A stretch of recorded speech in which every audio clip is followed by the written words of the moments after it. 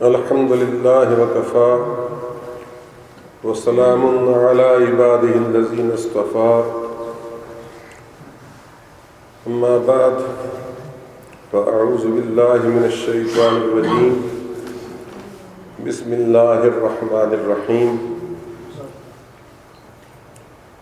الذين ينفقون أموالهم بالليل والنهار سرا وعلانية فلهم أجرهم عند ربهم ولا خوف عليهم ولا هم يحزنون صدق الله مولانا العظيم۔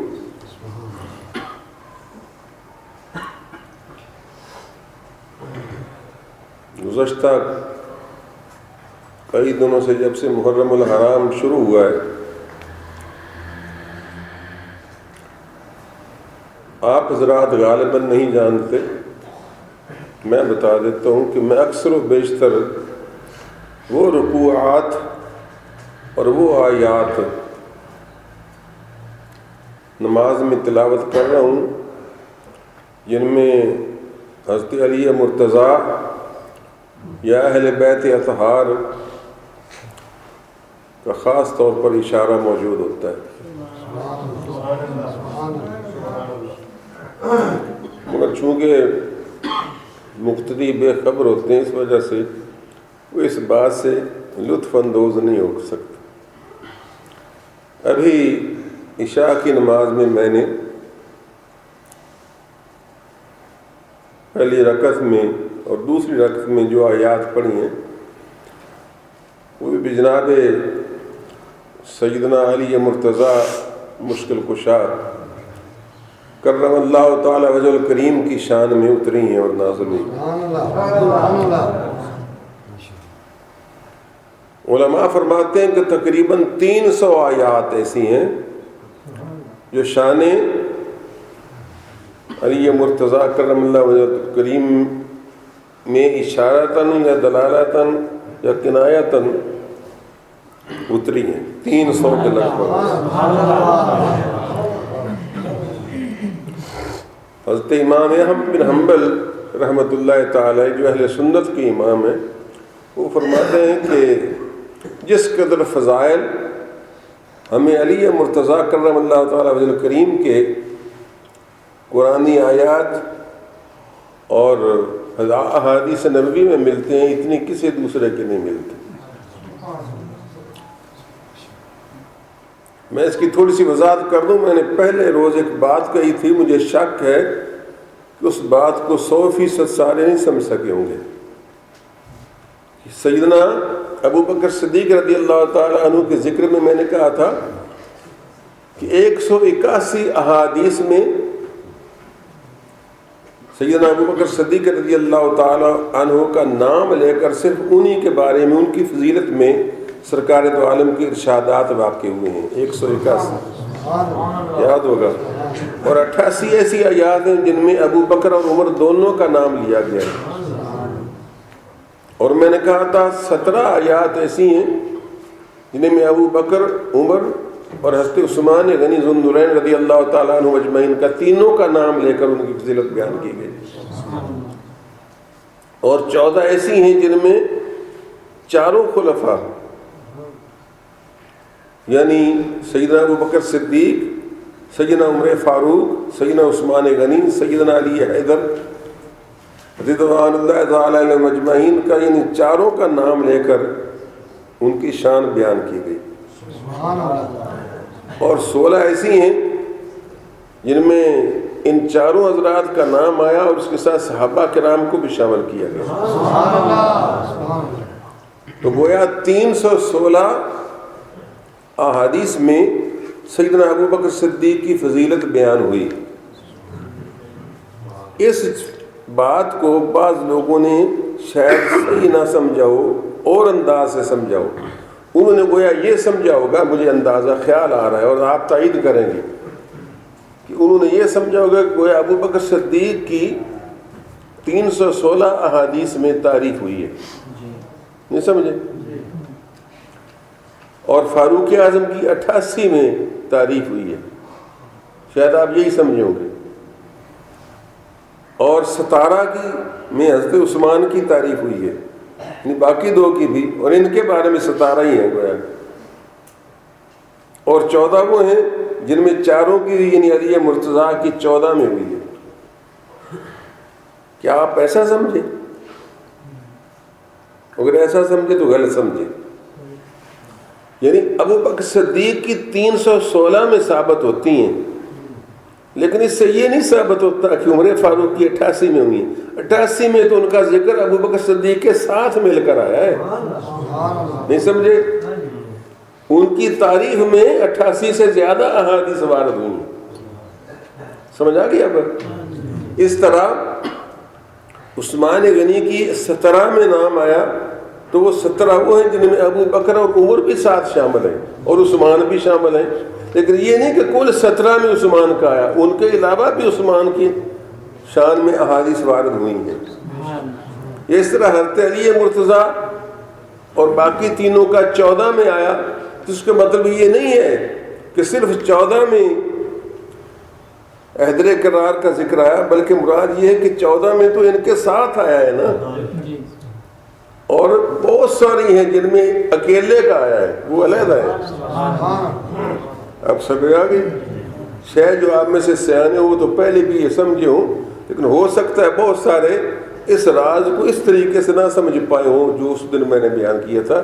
مطلب ہے کہ 88 میں تو عمر ساتھ ہیں اور بہت ساری بے شمار میں وہ منفرد ہیں، 17 میں تو عثمان ان کے ساتھ ہیں، لیکن بہت ساری میں وہ منفرد ہیں۔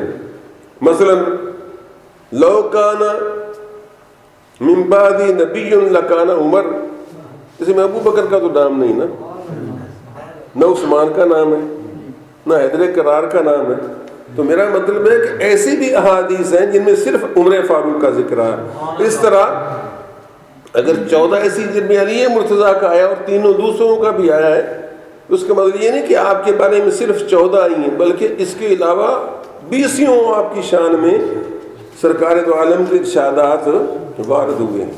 تو یہ اس وقت میری مراد یہ تھی۔ اگر اس وقت نہیں سمجھ آیا تو اب تو سمجھ آ گیا نا۔ تو اس حوالے سے کہیں آپ کو اس بات پر اعتراض نہ آیا ہو کہ آپ نے تو صرف 14 ذکر فرمائی تھی، اور آج کہہ رہے ہیں کہ احمد بن حنبل رحمۃ اللہ علیہ فرماتے ہیں جتنے فضائل ہمیں علی مرتضیٰ کے ملتے ہیں اتنے اور کسی کے نہیں ملتے۔ تو اس میں تضاد محسوس ہوتا ہے نا، تو میں نے اب وضاحت کر دی کہ احادیث کو تو چھوڑیے، 300 کے لگ بھگ آیات ایسی ہیں جن میں اشارتاً، کنایتاً، صراحتاً یا دلالتاً حضرت علی مرتضیٰ کرم اللہ وجہ کریم کی تعریف اور توصیف ہوئی ہے اور ان کا ذکر خیر ہے۔ اب اشارتاً دلالتاً کا معنی کیا ہے کہ اس میں ضروری نہیں کہ نام علی کا بولا جائے، کام علی کا ہو جب وہ آیت اترے، نہیں سمجھ آئی؟ نہیں، ضروری نہیں ہے کہ ان کا نام کے ساتھ ذکر کیا جائے، مطلب یہ کہ کام وہ علی نے کیا ہو جب آیت اترے۔ مثلا یہی آیت الذین ينفقون اموالہم، جو میں نے بھی پڑھی اور نماز میں بھی پڑھی، الذین ينفقون اموالہم باللیل والنہار سرا وعلانیۃ، جو لوگ اللہ کی راہ میں اپنے مال خرچ کرتے ہیں چھپا کر بھی اور علانیہ بھی، باللیل والنہار، رات کو بھی اور دن کو بھی، فلہم اجرہم عند ربہم، ان کا اجر اور ثواب ان کے رب کے پاس بے کرایہ ہے، بے شمار اور بے حساب ہے، ان کا اجر و ثواب بے حساب ہے۔ ولا خوف علیہم ولا هم يحزنون، روز قیامت نہ ان کو کسی چیز کا خوف ہوگا اور نہ غم ہوگا۔ تو یہ آیت ہے، اس کا شان نزول کیا ہے کہ حیدر کرار کے پاس 4 درہم تھے، 4 درہم، صرف 4 درہم، کیونکہ آپ فقر و فاقہ کو پسند کرتے تھے اور نان جمی آپ کی خوراک تھی، جو کی روٹی کھانا، اور وہ بھی اتنی کم، کیا فرمایا کرتے تھے کہ کفانی من الطعام ما یقیم ظہری، مجھے بس اتنا کھانا کافی ہے جس سے میری کمر سیدھی رہے۔ یعنی میں اپنے آپ کو سنبھال سکوں. اور یاد رکھیے روٹیاں زیادہ کھانے سے طاقت نہیں ہوتی، ایمان کی قوت سے طاقت ہوتی ہے. علامہ اقبال فرماتے ہیں تیری خاک میں ہے اگر شرر، تیری خاک میں ہے اگر شرر تو خیال فقر و غنا نہ کر. تیری خاک میں ہے اگر شرر، اگر تیرے خاک میں عشق کی چنگاری موجود ہے، عشق الہی کی، تو فقیری کا اور امیری کا خیال نہ کر کہ میں تو فقیر ہوں میں کیا کروں، یا میں تو امیر ہوں پھر میں تو امیر ہوں گا تو کروں گا. تیری خاک میں ہے اگر شرر تو خیال فقر و غنا نہ کر کہ جہاں میں نان شعیر پر ہے مدار قوت حیدری. کہ جو کی روٹی کھا کر حیدر کرار بنتے ہیں، ڈبل روٹی کھا کر نہیں بنتے. جو کی روٹی کھا کر حیدر کرار بنتے ہیں، پستے بادام کھا کر نہیں بنتے.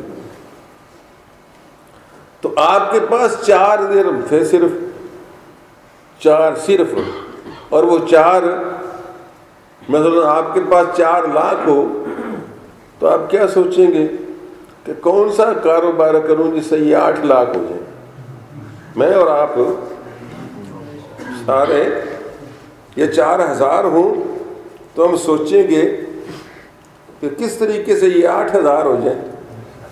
یا چلو صرف 4 روپے ہی ہوں تو ہم کہیں گے یار 4 روپے تو کل ہیں، اب میں یہ خرچ کر دوں فقیر کو دے دوں تو میں تو آج روٹی کیسے کھاؤں گا، میرے پاس تو روٹی بھی نہیں.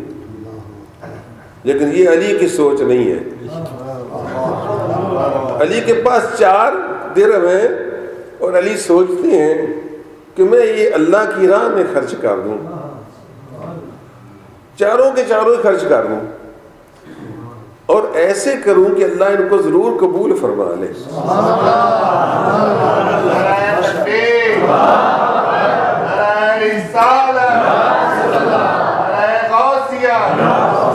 وہ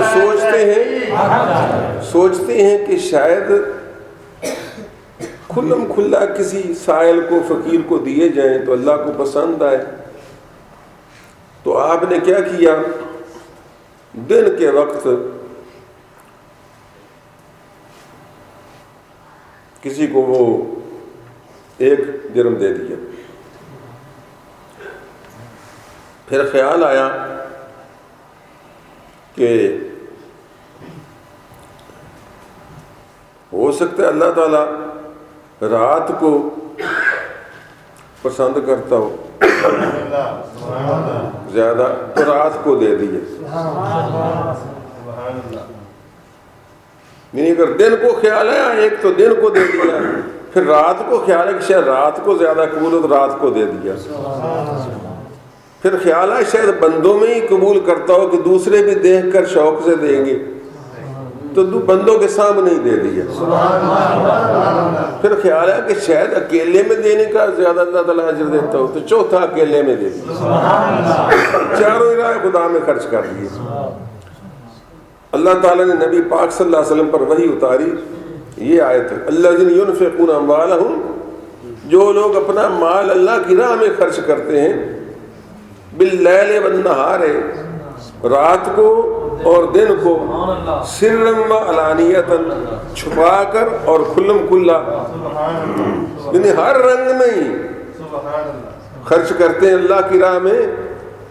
فَلَهُمْ أَجْرُهُمْ عِنْدَ رَبِّهِمْ، جب اللہ کی رضا کے لیے کرتے تو چاہے کھلم کھلا کریں چاہے چھپا کر کریں، چاہے دن کو کریں چاہے رات کو کریں، اللہ ان کی نیتوں کو خوب جانتا ہے. ان کے لیے ان کے رب کے پاس بے حساب اجر ہے اور روز قیامت ان کو کوئی غم اور خوف نہیں ہوگا. جب یہ آیت اتری اور دیر سے رسول اللہ کی بارگاہ میں آپ حاضر ہوئے، کوئی بتایا ہوا نہیں کہ آج میں نے کیا کیا کیا نہیں کیا. تو سرکار دو عالم صلی اللہ علیہ وسلم نے فرمایا علی آج رات اور دن میں آپ نے راہ خدا میں کس کس طرح خرچ کیا. عرض کہ یا رسول اللہ صلی اللہ علیہ وسلم، اب اللہ کے سامنے اور آپ کے سامنے کیا چیز نہاں ہے کہ ہم چھپانے کی کوشش کریں؟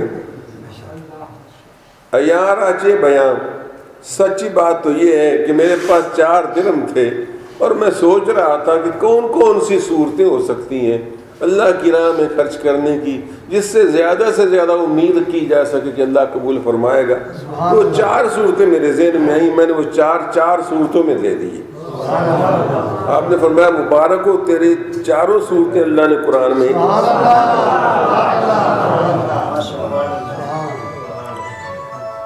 دوسری رکعت میں میں نے ایک اور آیت پڑھی تھی اور پہلے بھی ایک دن پڑھی تھی، سورہ زمر کی، امن ہوا قانتن، یہ سورۃ البقرہ کی ہے۔ امن ہوا قانتن آناء اللیل ساجدا وقائما یحذر الآخرۃ ویرجو رحمۃ ربہ قل هل یستوی الذین یعلمون والذین لا یعلمون انما یتذکر اولو الالباب۔ یہ آیت بھی حضرت علی مرتضیٰ کے حق میں اتری ہے۔ اللہ فرماتا ہے تم خود ہی بتاؤ کہ یہ بڑے بڑے قریش کے سردار، اللہ کے نافرمان، بتوں کے پجاری اور اپنے آپ کو سردار سمجھنے والے اور بڑے تاجر اور بڑے مالدار، یہ بہتر ہیں یا وہ شخص بہتر ہے امن ہوا قانتن، جو بڑے ادب کے ساتھ کھڑا ہونے والا ہے آناء اللیل، رات کی ساری ہی لمحات میں۔ آنا جمع آن کی ہے، رات کے سارے آنا میں، کبھی پہلی رات، کبھی آدھی رات، کبھی پچھلی رات، ہے جی ساری رات۔ تو جو شخص آنا اللیل، رات کے مختلف اوقات میں، کبھی پہلی رات میں ذوق بڑا ہوا ہے تو پہلی ساری رات ہی نوافل میں گزر گئی، کبھی آدھی رات کو ذوق بڑا تو اٹھ کر اس وقت اللہ کو یاد کرنا شروع کر دیا، کبھی پچھلی رات ذوق نے جاری کی تو اس وقت اللہ کی یاد میں مگن ہو گئے۔ یعنی کبھی ساری رات، کبھی آدھی رات، کبھی چوتھائی رات، کبھی 1/3۔ تو فرمایا کیا وہ شخص جو رات کے لمحات میں قانت ہوتا ہے، قانت میں نے ادب کے ساتھ کھڑا ہونے والا، ساجدن و قائمن، کبھی سجدے کر رہا ہوتا ہے، کبھی کھڑا ہو کر ہاتھ باندھ کر اللہ کو یاد کر رہا ہوتا ہے، یحذر الآخرہ، آخرت کا ڈر رکھتا ہے کہ روزہ قیامت کی اللہ کے حضور میں جب پیشی ہو تو مجھے کسی بات پر پکڑ نہ لیا جائے کہ تو نے ناشکری کی۔ یحذر الآخرۃ ویرجو رحمۃ ربہ، اور اپنے رب کی رحمت کی امید رکھتا ہے۔ کیا وہ شخص اور وہ نام نہاد جتھے دار، مالدار، نمبردار قریش کے، کیا یہ برابر ہو سکتے ہیں؟ سوال ہی نہیں پیدا ہوتا۔ فرمایا قل هل يستوي الذين يعلمون والذين لا يعلمون، کیا علم والے اور ایسے علم والے کہ علم کے شہر کے جو دروازے ہیں وہ، اور وہ جو لا یعلمون ہیں، جو اتنے گئے گزرے ہیں عقلی طور پر کہ ہاتھوں سے بت بنا کر ان کے آگے ماتھے رگڑتے ہیں،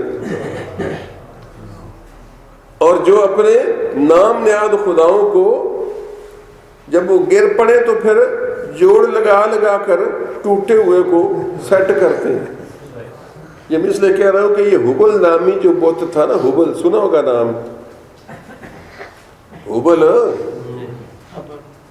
جو بت تھا کعبے کے اندر، اور قریش کا سب سے بڑا بت تھا، اور سرخ پتھر کا تھا، سرخ پتھر کا، بڑے قیمتی پتھر کا تھا، اور اس کو ایک قریش کا سردار ملک شام سے لایا تھا، تو گر کر ٹوٹ گیا، اس کا ایک بازو ٹوٹ گیا، تو انہوں نے سونے کی تاریں لگا کر نا اس کا ایک بازو ساتھ جوڑا ہوا تھا۔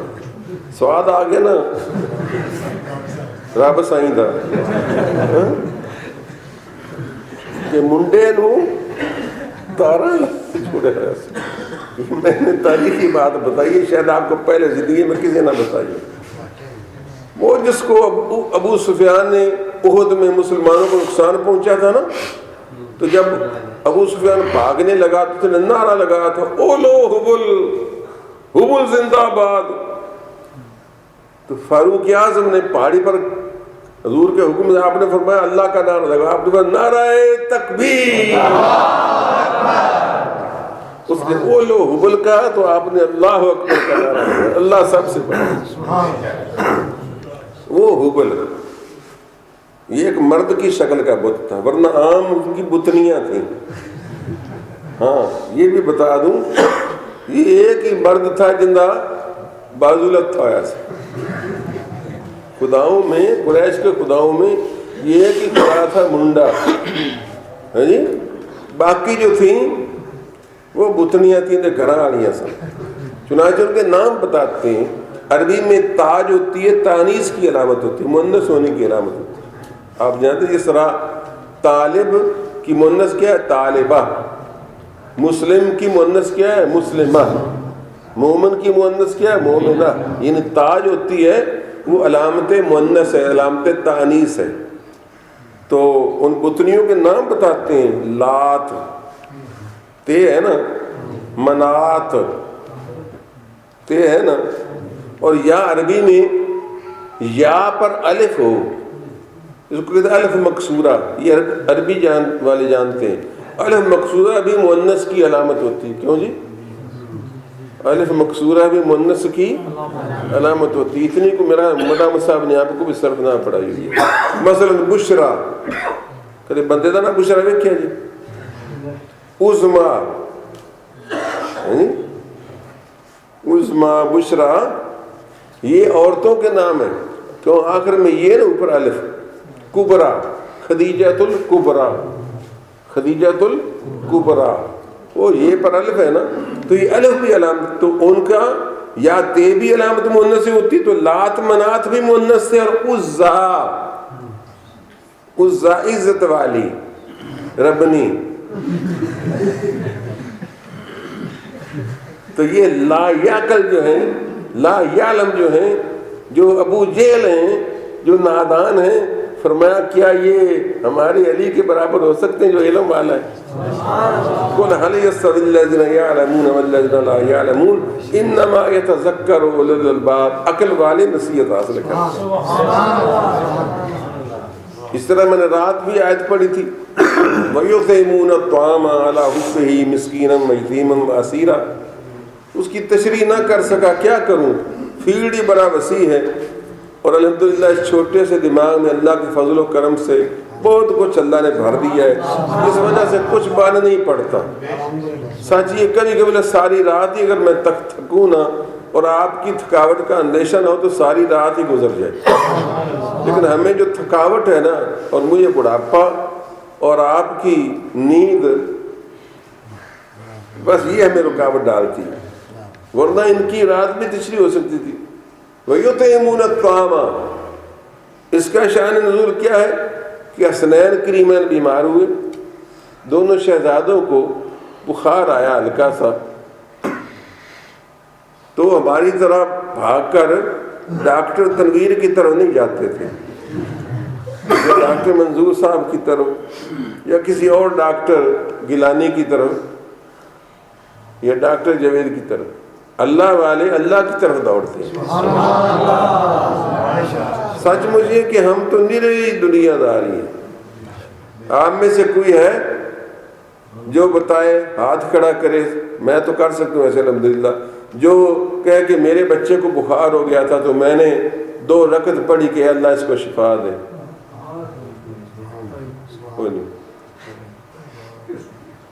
تو میرا مطلب یہ ہے کہ ہمارا ادھر دھیان ہی نہیں، ہمیں پتہ نہیں کہ اللہ ہی طبیب حقیقی ہے. ویسے زبانی کلامی ہم کہتے ہیں کون دیتا ہے شفا؟ اللہ شفا دیتا ہے. اور قرآن کہتا ہے وَإِذَا مَرِضْتُ فَهُوَ يَشْفِينِ. ابراہیم علیہ السلام کا ایک مقولہ قرآن میں درج ہے وَإِذَا مَرِضْتُ، جب میں بیمار ہو جاتا ہوں فَهُوَ يَشْفِينِ، تو وہی مجھ کو شفا دیتا ہے. تو زبانی کلام ہم بھی کہتے ہیں کہ شفا اللہ ہی دیتا ہے، لیکن دوڑتے وسیلے کی طرف ہیں. میں منع نہیں کرتا، جانا جائز ہے، واسطہ وسیلہ، لیکن ہم کچھ ایسے وسیلے کے عادی ہو گئے ہیں، سفارش کی عادت پہ گئی ہے نا. جڑا کام ہوئے جائز کام بھی تے ہونے والا بھی ہوئے تاں تسلی تاں ہوندی جے نال کوئی یونس رنگا یا مقصود رنگا بندہ لے جاؤ، تاں تسلی ہوندی بھی ہن کام ہو جائے خیر میں. اگوں بھی تو یہ جائے نا بھائی سوائے کسی نال بندے دے احسان کیتے ہیں کام نہیں کرتے، وہ جائز ہی کیوں نہ ہو. تو سارا نظام ہی تلپٹ ہے. تو ان حضرات نے کیا کیا، شہزادے بیمار ہوئے تو انہوں نے منت مانی کہ ہم 3 روزے رکھیں گے، اللہ ان کو شفا عطا فرما. پھر جب شہزادوں کو اللہ نے شفا دے دی، اور وہ قادر ہے اس پر شفا دینے پر، اس نے شفا دے دی، تو پھر انہوں نے کچھ کام کر دکھایا. اللہ نے اس کے سارے کام کا اور ساری کاروائی کا، سارے پروسیجر کا سورہ دہر میں 29ویں پارے میں ذکر فرمایا. فرمایا کہ میرے بندے، میرے پیارے بندے، میرے محبوب بندے، میرے نبی کے اہل بیت ایسے ہیں. پہلی تو بات یہ ہے کہ یوفون بالنذر، وہ نذر کو پورا کرتے ہیں، منتیں پوری کرتے ہیں.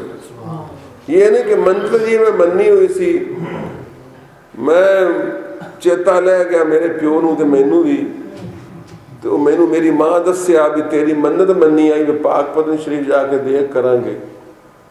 ہن 18ویں سال عمر دے چیتا ہے جب جمعہ سے میں نے یہ واقعات میرے علم چین مسئلہ جو دستا ہوا کہ مسئلہ بھی جی میرے ماپیاں ہی کرتے ہو، تو ہن موقع نہیں ملیا. اسی دیوان حاجی شیر دی منت مننی آئی، اتنے جا کے بھی دیکھ کریں گے تو انہوں اتوں کے بندیاں نوں کھواواں گے.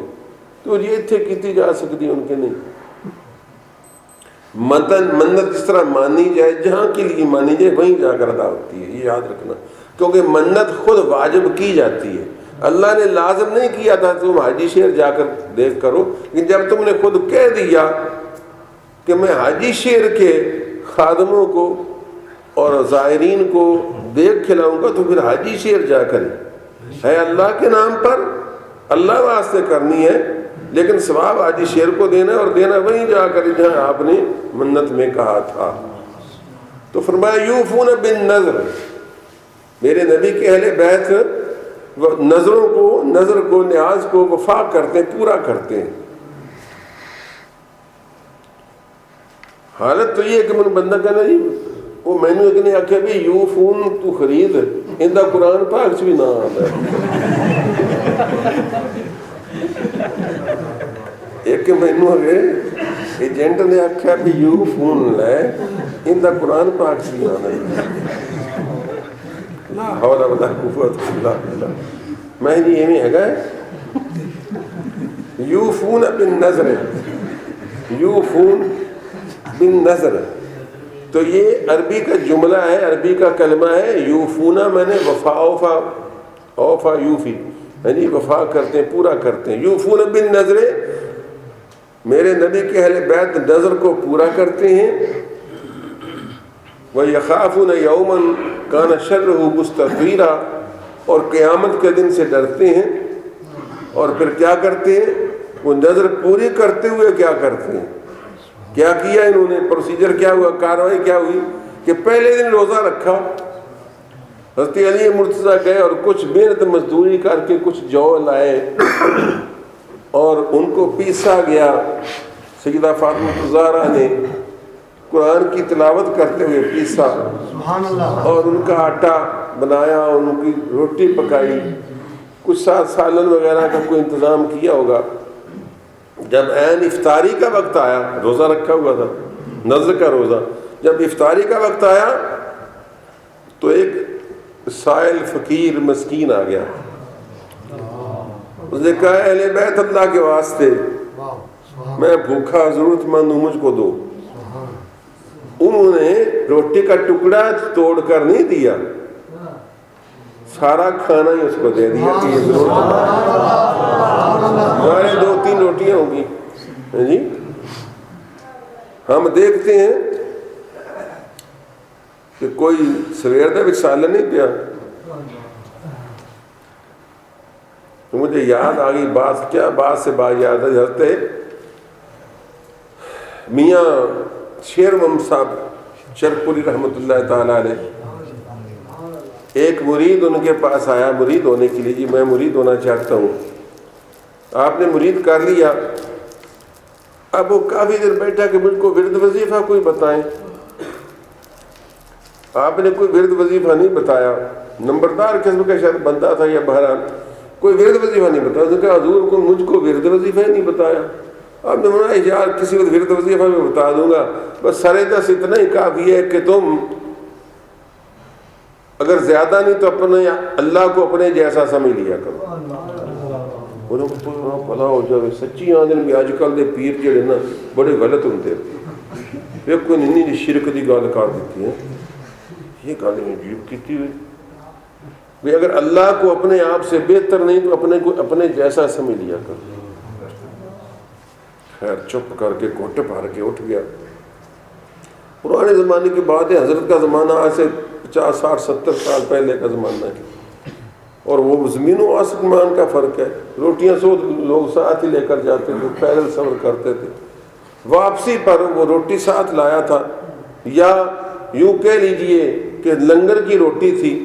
تو شاید حضرت نے حکم دیا کہ اس کو روٹی میں کوئی گوشت وغیرہ بھی دے دو، اور کچھ بچی کھچی کوئی رات والی ایک روکھی سوکھی باسی روٹی، اور اس میں کوئی تھوڑی سی دال وہ بھی ڈال کر رکھ دو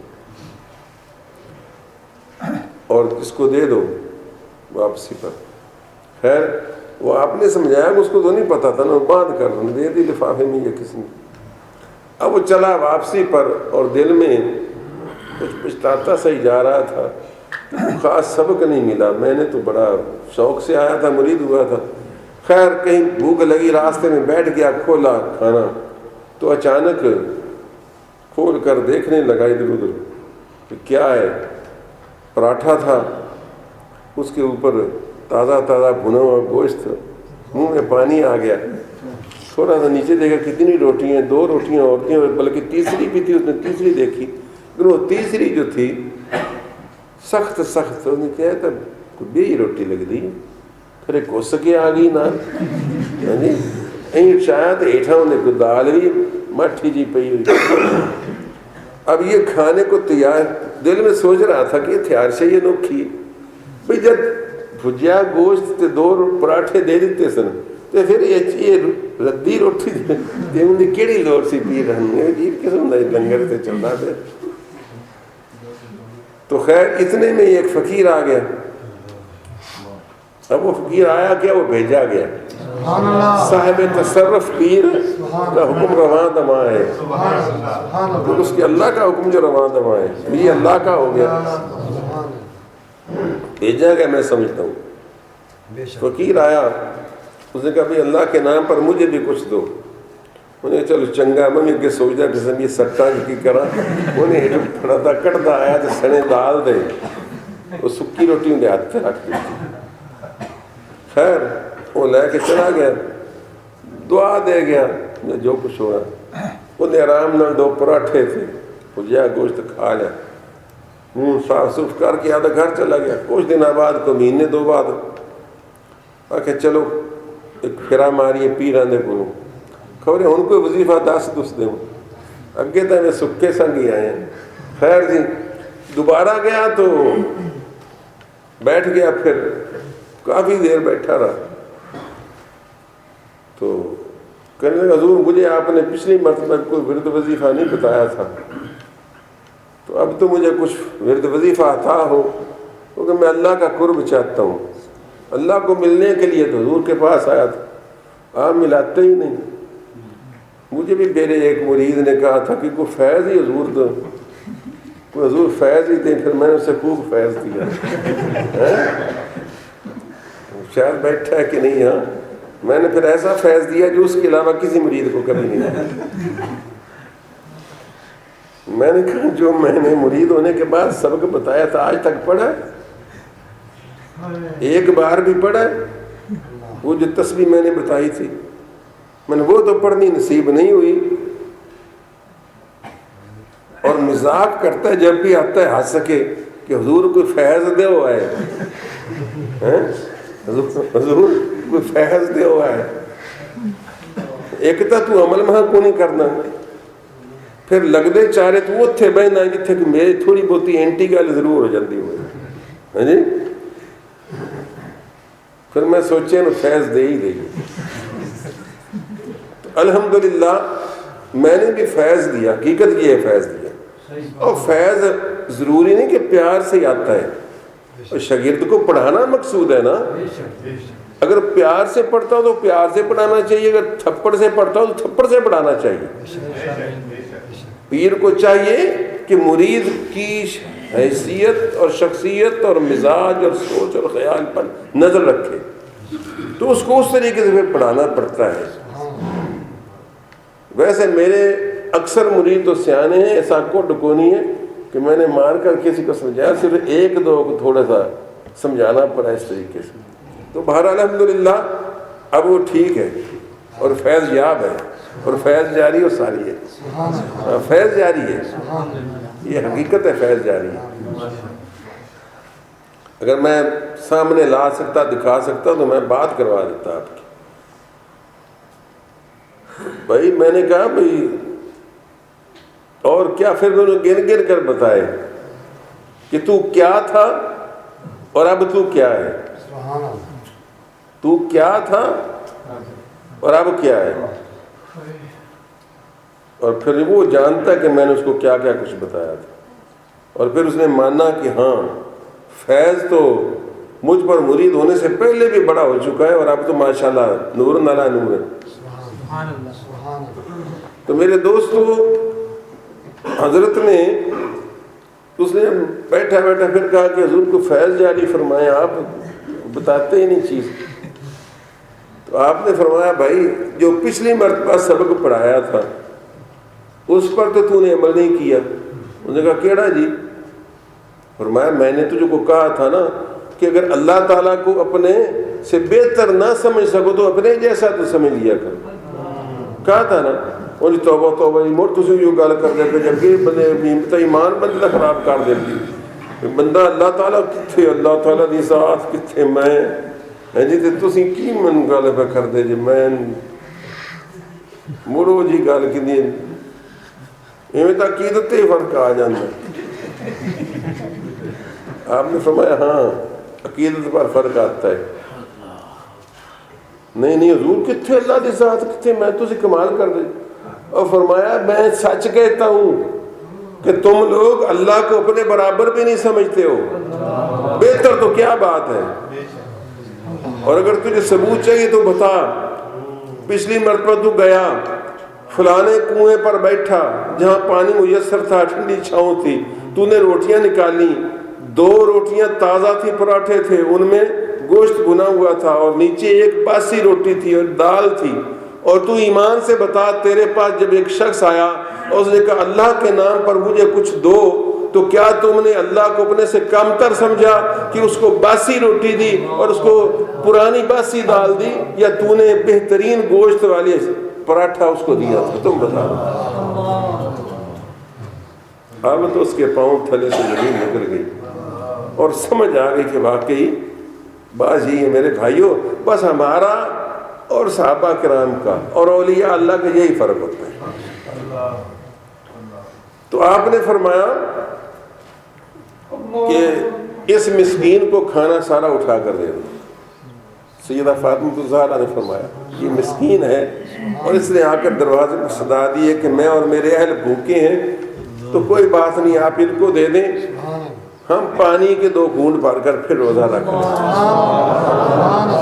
چنانچہ انہوں نے روزہ رکھا، اگلا روزہ صرف پانی پر، اور اگلے دن پھر گئے، پھر محنت کر کے کچھ لائے اور شام کو کھانا تیار کیا. تو دروازے پر آئے، جب کھانے کا وقت ہوا نا افطاری کا، تو ایک یتیم نے آ کر صدا دی.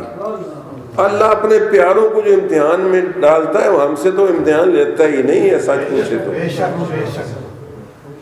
لنڈی بچی کو کیا امتحان لینا، اور یہ تب فیل ہی فیل. کیوں بھائی؟ مجھے یاد پڑتا ہے میرے بچپن کے ایک استاد تھے، شاید آپ میں سے کوئی بوڑھا آدمی اس سے پڑھتا رہا ہو. چودھری منور حسین انگلش کے استاد تھے. ادھر حبیب بینک والی جو پرانی گلی اس میں رہتے تھے، اور یہاں ایک مکان تھا جو محمد حنیف جام کے پاس ہے. محمد حنیف کے بھائی اب شاید محمد شریف کے پاس ہے، اس کے ساتھ یہ ایک مکان تھا.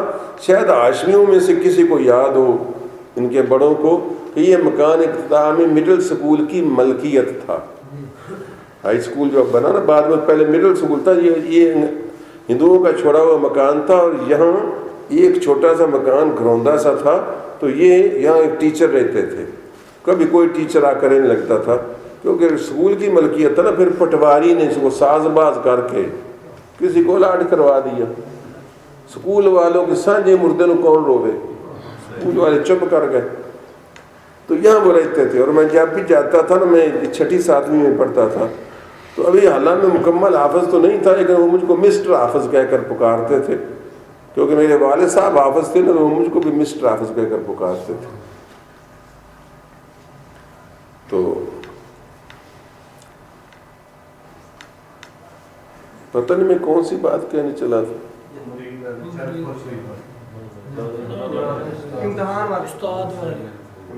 ہاں بات آ گئی یار.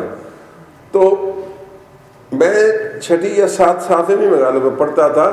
تو ایک دن پرچہ انہوں نے دیا ٹیسٹ، اور اس میں الحمدللہ میں کلاس میں ہوشیار تھا.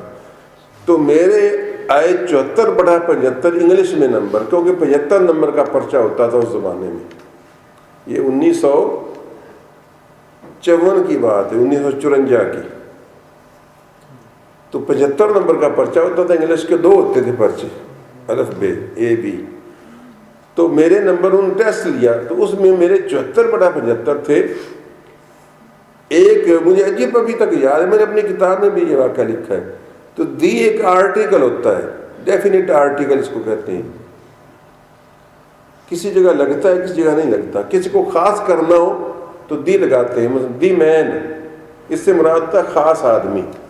اور اے مین کوئی ایک آدمی، یعنی اسم نکرہ ہے اے مین، اور دی مین اسم معرف ہے، پراپر ناؤن ہے. تو کہیں پتہ نہیں دی میں نے لگانی تھی نہیں لگائی، یا نہیں لگانی تھی لگا دی، بس اتنی. یہ بھی غلطی میں مجھ کو یاد ہے. تو اس کا ایک نمبر انہوں نے کاٹ لیا، اور 74/75 میرے نمبر آئے. تو صبح سویرے اگلے دن ہم گئے نا، انہوں نے گھر میں چیک کیے، صبح سویرے لائے تو پرچے دیے. مجھے دیکھا تو 74/75 بھی منظور کے فرسٹ آیا ہے. اچھا، تو اس طرح پرچے تقسیم کیے. کسی کے 14 نمبر 14/75، کسی کے 5/75، کسی کے 36/75، کسی. تو انہوں نے صرف ایک میں تھا جس کو پیٹا. سمجھ آئی؟ صرف ایک میں تھا جس کو انہوں نے پیٹا، اور ٹھیک ٹھاک پیٹا. یعنی مجھے اچھی طرح یاد ہے، شیشم کی کم از کم 8-10 سوٹیاں تو میرے صبح چھوٹے سے بچے کے ہاتھوں پر انہوں نے خوب لگائیں، جن کے باقاعدہ اس زمانے میں نشان پڑ جاتے تھے. اور آپ کو یقین نہیں آئے گا، کیونکہ آپ تو مار نہیں پیار ہوتا ہے نا. اس وقت پیار نہیں ہوتا تھا، مار ہوتی تھی. اور ماں باپ کچھ نہیں سنتے تھے. اب تو کہتے ماں باپ چلو ہاں کنے مارے ہے. تو اس وقت ماں باپ کو شکایت کرنے کی مجال نہیں ہوتی تھی. میاں یعقوب کوئی تین یاد تھوڑا بہت ایک گلی دا سفر آندا ہوئی کھڑے تھا پڑھتا تھا. تمہیں کسی زمانے میں نہ لیا ہونے گا 5-7 نہیں پڑھی ہیں؟ وہ نہیں پڑھے. تو انہوں نے بھائی مجھ کو 7-8 سوٹیاں ماری، اور ٹھیک ٹھاک ماری، جس سے میرے ہاتھ ننے مننے ہاتھوں پر، سفید سفید ہاتھوں پر، نرم نرم ہاتھوں پر اچھی بڑی ڈانڈیں پڑ گئیں. اور سردی کا موسم تھا، کوئی جنوری تھی غالباً یا کیا تھا. تو میں اس طرح کر کے بیٹھا اور کافی دیر روتا رہا. اللہ جانتا ہے مجھے دل کو بڑی تکلیف پہنچی تھی یہ دیکھ کر کہ انہوں نے 14/75 والوں کو پوچھا ہی نہیں، اور 10/75 والوں کو بالکل ہی نہیں پوچھا. 5/75 والوں کا تو ذکر ہی نہیں کیا. البتہ 36, 37, 38, 45 والوں کو کچھ زبانی کلامی ڈانٹ ڈپٹ ہوئی تھی. لیکن مجھ کو انہوں نے 8-7 سوٹیاں رسید کی تھیں اس خوشی میں کہ تو نے 74 بڑا 75 جو نمبر دیے فرسٹ جو آیا ہے. اس وقت تو مجھے بڑی تکلیف پہنچی تھی، لیکن آج میں ان کی وفات ہو چکے ہیں. اجیت سر میں ہیڈ ماسٹر رہے. اجیت سر کسی نے جانتے ہو؟ اجیت سر کاڑے کی طرف ہے جگہ اجیت سر. ہاں، تو وہاں وہ آخر میں ریٹائر ہوئے ہیں. تو میں اب ان کی ذات کو دعا دیتا ہوں. اور اب مجھے پتہ چلا کہ انہوں نے مجھ کو اس لیے مارا تھا کہ یہ گوہر گرام آیا ہے، یہ جوہر کابل ہے، اس کی دی والی غلطی بھی نہیں ہونی چاہیے بلکہ اس کے 75 بڑا 75 ہی ہونے چاہیے. اب میں ان کو دعا دوں میں غصہ آیا تھا کہ یہ نہ میں نے چنگی نہیں کی تھی. لیکن اب میں سمجھدار ہو گیا ہوں، تو اب مجھے پتا ہے کہ ان کو سمجھ تھی کہ یہ جوہر کابل ہے. اگر اس کو سمجھاؤں گا تو انشاءاللہ یہ 75 بڑا 75 بھی لے گا. اور انہوں نے پوچھ کے کی رہنا جڑے کہ 5 والا بڑا 75 جی چوکھا کوٹ بھی دیتا تو 6 بڑا 75 ہو جیسا. تو میرا یہ مثال سنانے سے مقصد بات کو طول دینا نہیں تھا. کیا کیا جائے، میں یارو آپ کی ذہن سازی کر رہا ہوں. میرے بھائیوں میں تقریر نہیں کرتا. تقریر سنی ہو تو ڈوگر صاحب آئے سن، ملازم حسین صاحب ڈوگر صاحب، انہوں نے تقریر ٹھیک ٹھاک سی، بڑی مزیدار سی، یاد رہے گی. تو چنگے بھلے پیسے نہ لائے سن، کو مفتی نہیں آئے سن، تو چنگے بھلے لے کے گئے ہوں گے. تو میرے دوستوں، میں تو ایک اسلامی ذہن بنانے کے لیے کام کر رہا ہوں. تو میرے دوستوں، جتنے اونچے مقام ہوتے ہیں نا اتنے بڑے امتحان ہوتے ہیں. بس بات یہ ہے، جتنے بڑے مقام اونچے مقام ہوتے ہیں جن کی رتبے ہیں سوا، ان کی مشکل ہے سوا. تو حضرت علی مرتضیٰ خاتون جنت اور حسنین کریمین، دوسرے دن کھانا تیار ہوا تو یتیم آ گیا، اور تیسرے دن کھانا تیار ہوا تو اسیر آ گیا، قیدی. تینوں دن ہی انہوں نے اٹھا کر اللہ کی راہ میں سارا کھانا دے دیا. یہ ہے خاندان اہل بیت، جن کے متعلق سنا رہے تھے کہ یہ ہے خاندان اہل بیت، یہ ہے ان کی سخاوت. اور اللہ تعالیٰ، یہ میں کسی تاریخ کا واقعہ نہیں سنا رہا، یہ قرآن کریم کا واقعہ سنا رہا ہوں. اللہ تعالیٰ فرماتا ہے وَيُطْعِمُونَ الطَّعَامَ، اور میرے نبی کے اہل بیت کھانا کھلاتے ہیں عَلَىٰ حُبِّهِ، اللہ کی محبت میں، نمبر بنانے کے لیے نہیں، سخی کہلوانے کے لیے نہیں، لوگوں میں نام بری کے لیے نہیں، ووٹ لینے کے لیے نہیں، اور کوئی رو رعایت نہیں، بلکہ عَلَىٰ حُبِّهِ، اللہ نے واضح فرما دیا کہ یہ کام اللہ کی محبت کے لیے کیا. انہوں نے کھانا کھلاتے ہیں عَلَىٰ حُبِّهِ مِسْكِينًا وَيَتِيمًا وَأَسِيرًا، مسکین کو، یتیم کو اور اسیر کو. اور پھر یہ بھی ساتھ زبان حال سے کہتے ہیں کہ اے یتیم اور اسیر اور اے مسکین، انما نطعمکم لوجہ اللہ، ہم اللہ کی رضا کے لیے تمہیں کھانا دے رہے ہیں. لا نرید منکم جزاء ولا شکورا، نہ کسی بدلے کی ضرورت ہے اور نہ تھینک یو کہنے کی ضرورت ہے. یعنی ولا شکورا، شکر گزاری کی ضرورت نہیں، تھینک یو کہنے کی ضرورت نہیں ہے، جزاک اللہ کہنے کی ضرورت نہیں ہے. اللہ تعالیٰ خود دیکھ رہا ہے، اگر وہ ہمیں اس قابل سمجھے گا کہ جزا دے تو ہمیں جزا عطا فرمائے گا. نعرہ تکبیر، نعرہ رسالت، نعرہ حیدری، شان اہل بیت. ان کا میں ذکر کیا سناؤں. ایک دن میں نے وہ بھی آیت پڑھی تھی، من المؤمنین رجال صدقوا ما عاهدوا اللہ علیہ فمنهم من قضى نحبه ومنهم من ينتظر. اس کے تحت حضرت علی مرتضیٰ فرماتے ہیں کہ یہ آیت جو ہے یہ میرے اور میرے خاندان کے دوسرے افراد کے حق میں نازل ہوئی. کس کے بارے میں فرمایا؟ اللہ فرماتا ہے مردوں میں، مسلمانوں میں، میرے نبی کے عاشقوں میں، میرے نبی کے غلاموں میں کچھ ایسے ہیں، وَمِنَ الْمُؤْمِنِينَ رِجَالٌ، مومنین میں سے کچھ مردان خدا ایسے ہیں، صدقوا ما عاهدوا اللہ علیہ، کہ انہوں نے اللہ سے جو عہد کیا تھا اس کو سچا کر دکھایا. وَمِنْهُمْ مَن يَنْتَظِرُ، اور کوئی وہ بھی ہے جو ابھی انتظار کر رہا ہے کہ کب موقع ملے اور میں اللہ سے کیے ہوئے عہد کو وفا کروں۔ فرمایا وہ لوگ جنہوں نے عہد وفا کر لیا وہ حضرت حمزہ ابن عبد المطلب ہیں، اور اپنے دوسرے ایک بھائی کا ذکر کیا، غالباً ان کا نام عبیدہ، جو جنگ بدر میں ایک شہید ہوئے تھے نا، 3 کے مقابلے میں 3 نکلے تھے، تو ایک کی ٹانگ پر زخم آیا تھا اور دوسروں 2 نے مل کر اس کے دشمن کو واصل جہنم کیا تھا، اور وہ اس ٹانگ کے زخم سے حضور صلی اللہ علیہ وسلم کی بارگاہ میں پہنچ کر حضور کے قدموں میں سر رکھ کر وہ جان آفری کے سپرد کی تھی اور کہا تھا کہ یا رسول اللہ کیا میں شہید نہیں ہوں؟ آپ نے فرمایا تم شہید ہو۔ تو حضرت عبیدہ غالباً ان کا نام تھا، تو وہ بھی بنو ہاشم میں تھے، حضرت آپ کے وہ غالباً چچا لگتے تھے یا چچا زاد بھائی تھے، تو وہ بھی فوت فرمایا۔ حمزہ اور عبیدہ وہ تھے جنہوں نے اللہ سے کیے ہوئے عہد کو پورا کر دیا۔ عبیدہ شہید ہوئے جنگ بدر میں اور حمزہ شہید ہوئے جنگ احد میں۔ فرمایا انہوں نے تو عہد کو پورا کر دیا کہ اللہ تیرے نام پر ہم قربان ہو جائیں گے، اور فرمایا ومنہم من ینتظر، اور کوئی وہ ہے جو انتظار کر رہا ہے، فرمایا وہ جو انتظار کر رہا ہے وہ میں ہوں، جو انتظار کر رہا ہے میں وہ ہوں جو منتظر ہے۔ کس کا؟ اس امت کے خبیث ترین شخص کا۔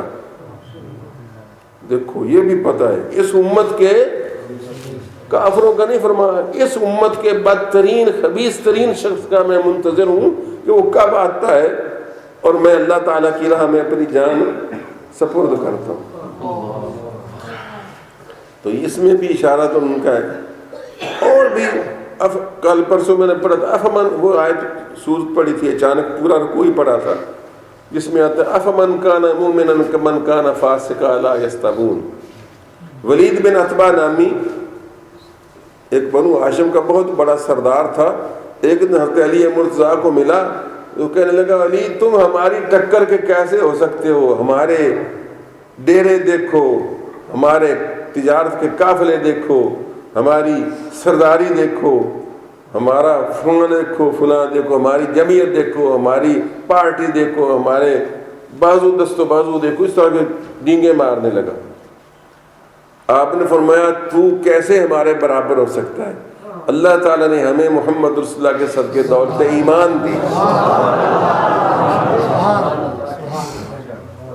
آپ نے اس کے کیا ڈینگوں کے جواب میں کیا کہا کہ تم ہمارے مقابلے میں کیسے ہو سکتے ہو کہ اللہ تعالیٰ نے ہم کو دولت ایمان دی، تم بے ایمان ہو، نافرمان ہو اللہ۔ خیر وہ تو چلا گیا، اللہ کو علی مرتضیٰ کی بات اتنی اچھی لگی کہ قرآن میں اتار دی۔ فرمایا افمن کان مومنا کمن کان فاسقا لا یستوون، کیا جو فاسق اور نافرمان ہے وہ مومن کے برابر ہو سکتا ہے؟ جو مومن ہے وہ اور کیا وہ فاسق جو نافرمان ہے یہ برابر ہو سکتے؟ لا یستوون، یہ برابر نہیں ہو سکتے۔ پھر آگے اس کی وضاحت فرمائی کہ ایمان والوں کو کیا ملے گا اور فاسقوں کو کیا کچھ نتیجہ دیکھنا پڑے گا۔ تو اللہ تعالیٰ نے علی کے منہ سے نکلی بات کی تائید فرما دی۔ تو میرے دوستوں میں کہاں تک یہ باتیں سناؤں؟ اس طرح احادیث مبارکہ میں آپ بہت کچھ سنتے رہتے ہیں، ان میں سے ہر حدیث جو سرکار دو عالم صلی اللہ علیہ وسلم نے آپ کی شان میں بیان فرمائی ہے وہ یوں کہیے کہ موتیوں کی لڑی ہے۔ کہیں فرمایا اے علی تو میرے لیے اسی طرح پیارا ہے جس طرح موسیٰ کو ہارون پیارا تھا، ان کا بھائی۔ کہیں فرمایا کہ میں علم کا شہر ہوں، علی تو اس شہر کا دروازہ ہے۔ کہیں فرمایا من کنت مولا فعلی مولا۔ ایک جگہ تھی غدیر خم، ایک کنواں تھا، ایک تالاب تھا پانی کا جہاں لوگ پانی لیتے تھے، جوفا کے پاس ہے، شاید کسی کو دیکھنے کا موقع ملا ہو۔ تو وہاں سرکار رسالت میں آپ صلی اللہ علیہ وسلم فتح مکہ کے وقت جب وہاں پہنچے تھے یا غالباً حج تھے، آخری حج کروا کے وہاں پہنچے تھے، تو اس وقت وہاں حضرت علی مرتضیٰ بھی ملک یمن سے آ کر آپ کے ساتھ شامل ہوئے تھے حج کے پروگرام میں۔ تو اس موقع پر آپ نے غدیر خم پر کسی صحابی نے دراصل کوئی تھوڑی بہت یمن کے علاقے میں وہ حضرت علی مرتضیٰ کے ساتھ تھے، بریدہ اسلمی، میں مختصر سا اشارہ دے دیتا ہوں، بریدہ اسلمی، تاکہ شیعوں کا کچھ رد بھی تو مجھے آگے کرنا ہے نا، اس وجہ سے کہ بریدہ اسلمی حضرت علی مرتضیٰ کے ساتھ ملک یمن میں تھے، وہاں مال غنیمت تقسیم کرنے میں بریدہ اسلمی کو کچھ غلط فہمی سی ہوئی کہ شاید آپ نے جو حصہ رکھا ہے وہ شاید آپ کے حق سے زیادہ ہے، یہ ان کو غلط فہمی پیدا ہوئی۔ میں نے عرض کیا کہ صحابہ کرام معصوم نہیں ہیں، کوئی لغزش ہو سکتی ہے، اللہ تعالیٰ اس کی درستی کروا دیتا ہے۔ حالانکہ یہ بریدہ اسلمی کوئی عام صحابی نہیں ہے، میں بتا دوں یہ وہ صحابی ہیں جو 40 اسوار لے کر جب آپ نے ہجرت کی تھی نا تو رسول اللہ کے تعاقب میں نکلے ہوئے تھے، اور مدینے سے 1-2 منزل پیچھے رسول اللہ تھے جب یہ پہنچ گئے تھے، اور یہ دیکھ کر چونکہ پہلے دیکھا ہوا نہیں تھا تو فوراً حملہ آور تو نہیں ہونا تھا، 40 ان کے پاس سوار تھے، 40 ساتھی تھے، اور جا کر حضور صلی اللہ علیہ وسلم کے ساتھ سامنے بیٹھ گئے، اور آپ صلی اللہ علیہ وسلم نے پوچھا کہ آپ کا کیا نام ہے؟ عرض کیا میرا نام بریدہ ہے۔ بریدہ کہتے ہیں ٹھنڈے کو۔ تو آپ نے ابو بکر کی طرف دیکھا تو آپ نے فرمایا ہمارا 12 تھا امرونا، ہمارا معاملہ ٹھیک ٹھنڈا ٹھار ہے۔ کہ نام سے فعال لی نا کہ ہمارا معاملہ ٹھنڈا ٹھار ہے، یعنی گھبرانے پریشان ہونے کی ضرورت نہیں۔ کیونکہ حضرت ابو بکر صدیق اپنی محبت کی شدت کی وجہ سے نا آپ فوراً چکنے ہو جاتے تھے کہ پتہ نہیں یہ 40 اسواروں سمیت آ گیا، اب پتہ نہیں کیا ہونے چلا ہے، تو قدم قدم پر جو خطرے تھے۔ تو سرکار کو اللہ تعالیٰ نے اپنے خصوصی کرم سے نوازا ہوا تھا، فرمایا ابو بکر 12 نہ امرونا، ہمارا معاملہ ٹھنڈا ٹھار ہے، فکر نہ کرو، پریشانی کی کوئی بات نہیں، نام ہی بریدہ ہے ٹھنڈا۔ پوچھا کون سے قبیلے سے ہو؟ عرض کیا بنو اسلم سے۔ فرمایا سلامتی کا پیغام ہے ابو بکر، اسلم سلامتی کا پیغام ہے۔ اس کی کون سی شاخ سے ہو؟ کہنے لگے بنو سہم سے۔ سہم کہتے ہیں حصے کو، سہم تیر کو بھی کہتے ہیں، سہم حصے کو بھی کہتے ہیں عربی میں، ڈکشنری دیکھ لینا اگر آپ کو تسلی نہیں، عمر کو کہہ رہا ہوں، تو سہم حصے کو بھی کہتے ہیں۔ تو کہنے لگے بنو سہم سے۔ آپ نے فرمایا وجدت سہمہ کا من الاسلام، تو نے اسلام سے اپنا حصہ پا لیا۔ تیرے دادے جنان جو حصے دار سی تے تو اسلام کو آدھا حصہ پا لے۔ بریدہ کہتے آپ کی ارسیلی منمونی شکل اور گفتگو سے کچھ ایسا جادو ہو گیا کہ میں تو دل دے بیٹھا۔ یہ میں اپنی زبان میں کہہ رہا ہوں۔ عرض کیا یا رسول اللہ صلی اللہ علیہ وسلم، آپ ہی اللہ کے رسول ہیں، آپ کے لیے لوگ دوڑے ہوئے ہیں تلاش میں، اور میں بھی۔ فرمایا ہاں میں ہی، محمد عربی فدا ہو ابھی و امی، میں وہی ہوں۔ عرض کہ یا رسول اللہ مجھ کو بھی مسلمان کر۔ یہ بریدہ اسلمی اس حال میں مسلمان ہوئے، مسلمان ہونے کے بعد اور ساتھ ساتھی بھی مسلمان ہوئے۔ عرض کہ یا رسول اللہ آپ اس طرح 2 افراد مدینے میں جائیں گے؟ اس طرح تو نہیں سردار جایا کرتے، آقا اس طرح سردار تو نہیں جایا کرتے، سردار کے ساتھ جھنڈا ہونا چاہیے اور ایک جمعیت ساتھ ہونی چاہیے۔ آپ اجازت دیں تو میں جھنڈا نہ تیار کر لوں؟ آپ نے فرمایا کر لوں۔ انہوں نے کیا اپنی پگڑی اتاری، پگڑی کو 2 حصے کیے، پھاڑ کرنا، اور اپنے نیزے کے ساتھ جھنڈا بنایا، وہ سفید پگڑی کا جھنڈا بنایا، اور رسول اللہ صلی اللہ علیہ وسلم کو ساتھ لیے، جس طرح ایک سردار کو پروٹوکول کے ساتھ لے جاتے ہیں نا، اس طریقے سے وہ مدینے میں داخل ہوئے۔ یہ میں نے اس لیے سنا دی بات کہ کوئی ان کے بارے میں بے ادبی نہ سوچ لے۔ میں بے وجہ نہیں بولتا، نہ بے وجہ لمبائی کرتا. مصیبت یہ نا کہ لوگوں کی معلومات تھوڑی ہیں، علم بہت کم ہے، اور علم کی باتیں علماء سناتے نہیں، اس لیے آپ لوگوں کے لیے بالکل بعض اوقات نہیں ہو جاتی بات. وہی چند گھسے پٹے مضمون جہاں بھی پہنچو، یا زیادہ کوئی کسی نے گا لی یا کسی نے جگتیں کر لیں، کوئی اچھل کر گرا اور آپ ہنسے اور خوش ہوئے. تو اس وجہ سے اسلام کی جو صحیح تعلیمات ہیں، جو سیرت النبی کے مضامین ہیں، یا اہل بیت کی جو عادات و خصائل ہیں اور ان کی سیرت ہے، وہ آپ کے سامنے بے نقاب نہیں، بے حجاب نہیں ہوتی. تو برائدہ اسلمی یہ وہ تھے جو حضرت علی مرتضیٰ کے ساتھ گئے تھے. اور اس کا بڑا فائدہ بھی کہانی کا پتہ چلے گا کہ آپ یمن میں تھے، ان کے ساتھ برائدہ اسلمی یہ مخلص آدمی تھے. اگر ان کو کوئی غلط فہمی پیدا ہوئی تو کسی وجہ سے پیدا ہوئی ہوگی، کیونکہ ہر کوئی حضرت علی مرتضیٰ جیسا عقل و دانش تو نہیں نہ رکھتا تھا. ان کو یہ خیال آیا کہ شاید انہوں نے کچھ اپنے ڈیزرونگ حصے سے زیادہ لیا ہے.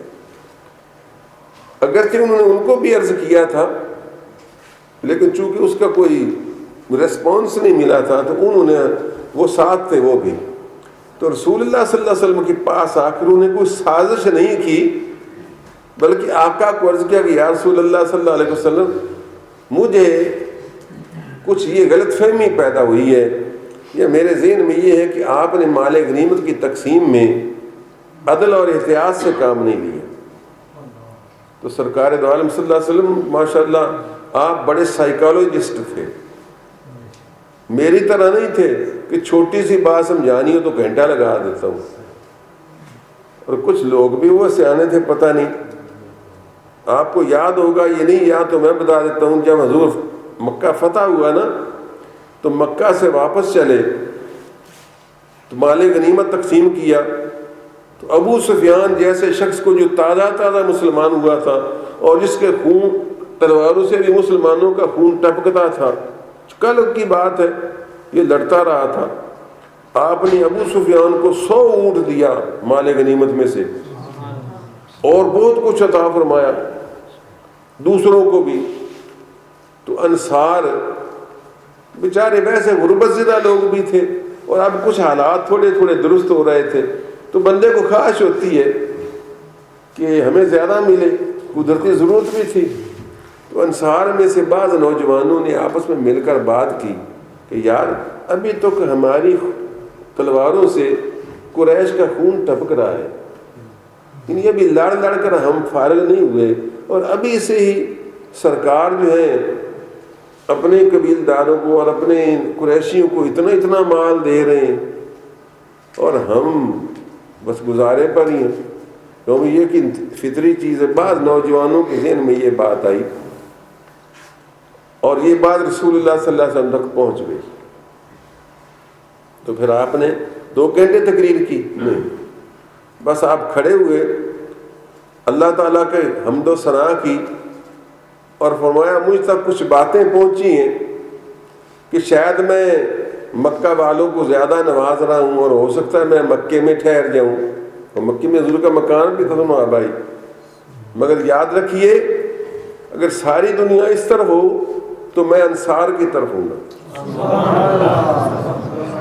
اور کیا لوگوں تم اس پر راضی نہیں ہو کہ لوگ اونٹ لے کر جائیں اور تم رسول اللہ کو ساتھ لے کر جاؤ؟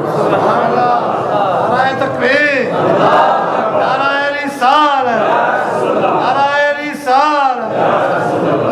بس کافی تھا، لمبی چوڑی تقریر نہیں تھی. تو آپ کی عادت کریمہ تھی کہ جہاں ضرورت ہوتی زیادہ بھی سمجھاتے تھے، لیکن اکثر و بیشتر آپ خیر الکلام ما قل و دل، آپ کی حدیث ہے کہ بہترین گفتگو وہ ہوتی ہے جو ٹو دی پوائنٹ ہو اور مختصر ہو. تو آپ نے فرمایا بس پھر یہ کہنا تھا کہ کیا تم پہ اس پر خوش نہیں کہ لوگ اونٹ لے کر جائیں تم رسول اللہ کو اپنے ساتھ لے کر. بس اس کی ایسی تاثیر ہوئی کہ انصار نے درد کے ساتھ رونا شروع کر دیا. کبھی رونا غم تکلیف کی وجہ سے ہوتا ہے، کبھی رونا خوشی سے ہوتا ہے. فرمایا اب قیامت تک میرا اور انصار تمہارا ساتھ رہے. مدینے والوں اب میں قیامت تک تمہارا ہوں، میرے مکان یہاں ہے بھی ہے تو میں نے اس کو چھوڑا، ہم نبی نہ وارث ہوتے ہیں نہ وارث کرتے ہیں، تو میں قیامت تک میرا تمہارا مدینے والوں تمہارے ساتھ رہوں گا۔ تو انصار نے اس خوشی میں رونا شروع کیا، اور اتنا رونا شروع کیا کہ کتابوں میں لکھا ہے کہ ان کی داڑیاں آنسوؤں سے تر ہو گئی اور داڑیوں سے آنسو سینے پر گر رہے تھے۔ یعنی اس ذوق میں اس جواب کو پا کر سب کچھ بھول گیا۔ تخت سکندری پر وہ تھوکتے نہیں ہیں، بستر لگا ہوا ہے جن کا تیری گلی میں۔ اس چیز کی کمی ہے مولا تیری گلی میں، دنیا تیری گلی میں، عقبہ تیری گلی میں۔ تو میرے دوستو، سرکار دو عالم بعض اوقات مختصر بات میں بڑا مسئلہ لکھا دیتے ہیں۔ تو ربیہ بریدہ اسلمی نے جب یہ بات کی تو سرکار دو عالم صلی اللہ علیہ وسلم کھڑے ہوئے۔ آپ نے اتنا ان کو ضرور کہا کہ اے بریدہ، تمہیں پتہ ہے کہ وہ سپہ سالار تھے، اور سپہ سالار کا 5واں حصہ تو اللہ تعالیٰ نے مقرر کیا ہے، فَأَنَّ لِلَّهِ خُمُسَهُ وَلِلرَّسُولِ وَلِذِي الْقُرْبَى، تو جو خمس بنتا تھا اس سے ان کا حصہ کافی کم ہے جو انہوں نے لیا ہے۔ بس اتنا کہا۔ اس کے بعد آپ کھڑے ہو گئے باقی صفائی کے لیے، اور قیامت تک کے لیے لوگوں کو بتا دینے کے لیے آپ کھڑے ہوئے، اللہ کی حمد و ثنا کی، اور اس کے بعد فرمایا کہ الست اولی بالمؤمنین من انفسہم، اے لوگو الست اولی بالمؤمنین من انفسہم، کیا میں مومنوں کو ان کی جان سے بھی زیادہ پیارا نہیں ہوں؟ صحابہ نے کہا بلا یا رسول اللہ، کیوں نہیں یا رسول اللہ، آپ کیوں نہیں ہمیں اپنی جانوں سے پیارے، جبکہ اللہ تعالیٰ کہتا ہے النبی اولی بالمؤمنین من انفسہم، کہ یہ نبی ایمان والوں کو ان کی جانوں سے بھی زیادہ قریب اور پیارا ہے۔ جب اللہ کہتا ہے تو ہم کیسے کہیں کہ ہم نہیں، کیوں ہم مومن نہیں ہیں؟ ہم مومن ہیں، اور آپ ہمیں اپنی جان سے زیادہ پیارے ہیں۔ تو ذرا پوچھنے کا انداز، الست یا ایھا الناس الست اولی بالمؤمنین من انفسہم، کیا میں مومنوں کو ان کی جان سے زیادہ پیارا نہیں ہوں؟ سب نے کہا یا رسول اللہ کیوں نہیں، آپ پیارے ہیں۔ تو آپ نے فرمایا اگر میں پیارا ہوں اور دوست ہوں، ان کو اپنی جانوں سے بھی زیادہ عزیز ہوں، تو یاد رکھو من کنت مولاہ فعلی مولاہ، پھر جس کا میں دوست ہوں علی بھی اس کا دوست ہے، جس کو میں پیارا ہوں علی بھی اس کو پیارا ہونا چاہیے، جس کو میں قریب ترین علی بھی اس کے قریب ترین ہونا چاہیے۔ بس ایک فکرے میں قیامت تک کا مسئلہ حل کر دیا، من کنت مولا فعلی مولا ہو۔ اسی لیے وجہ ہم سب لوگ کیا کہتے ہیں مولا علی، اور ہمیں شیعہ لوگ کیسے کہہ سکتے ہیں، اور ہم پرتان کیسے کر سکتے ہیں؟ ہماری تو بولی میں ہی مولا علی آتا ہے، مولا علی، کیوں جی؟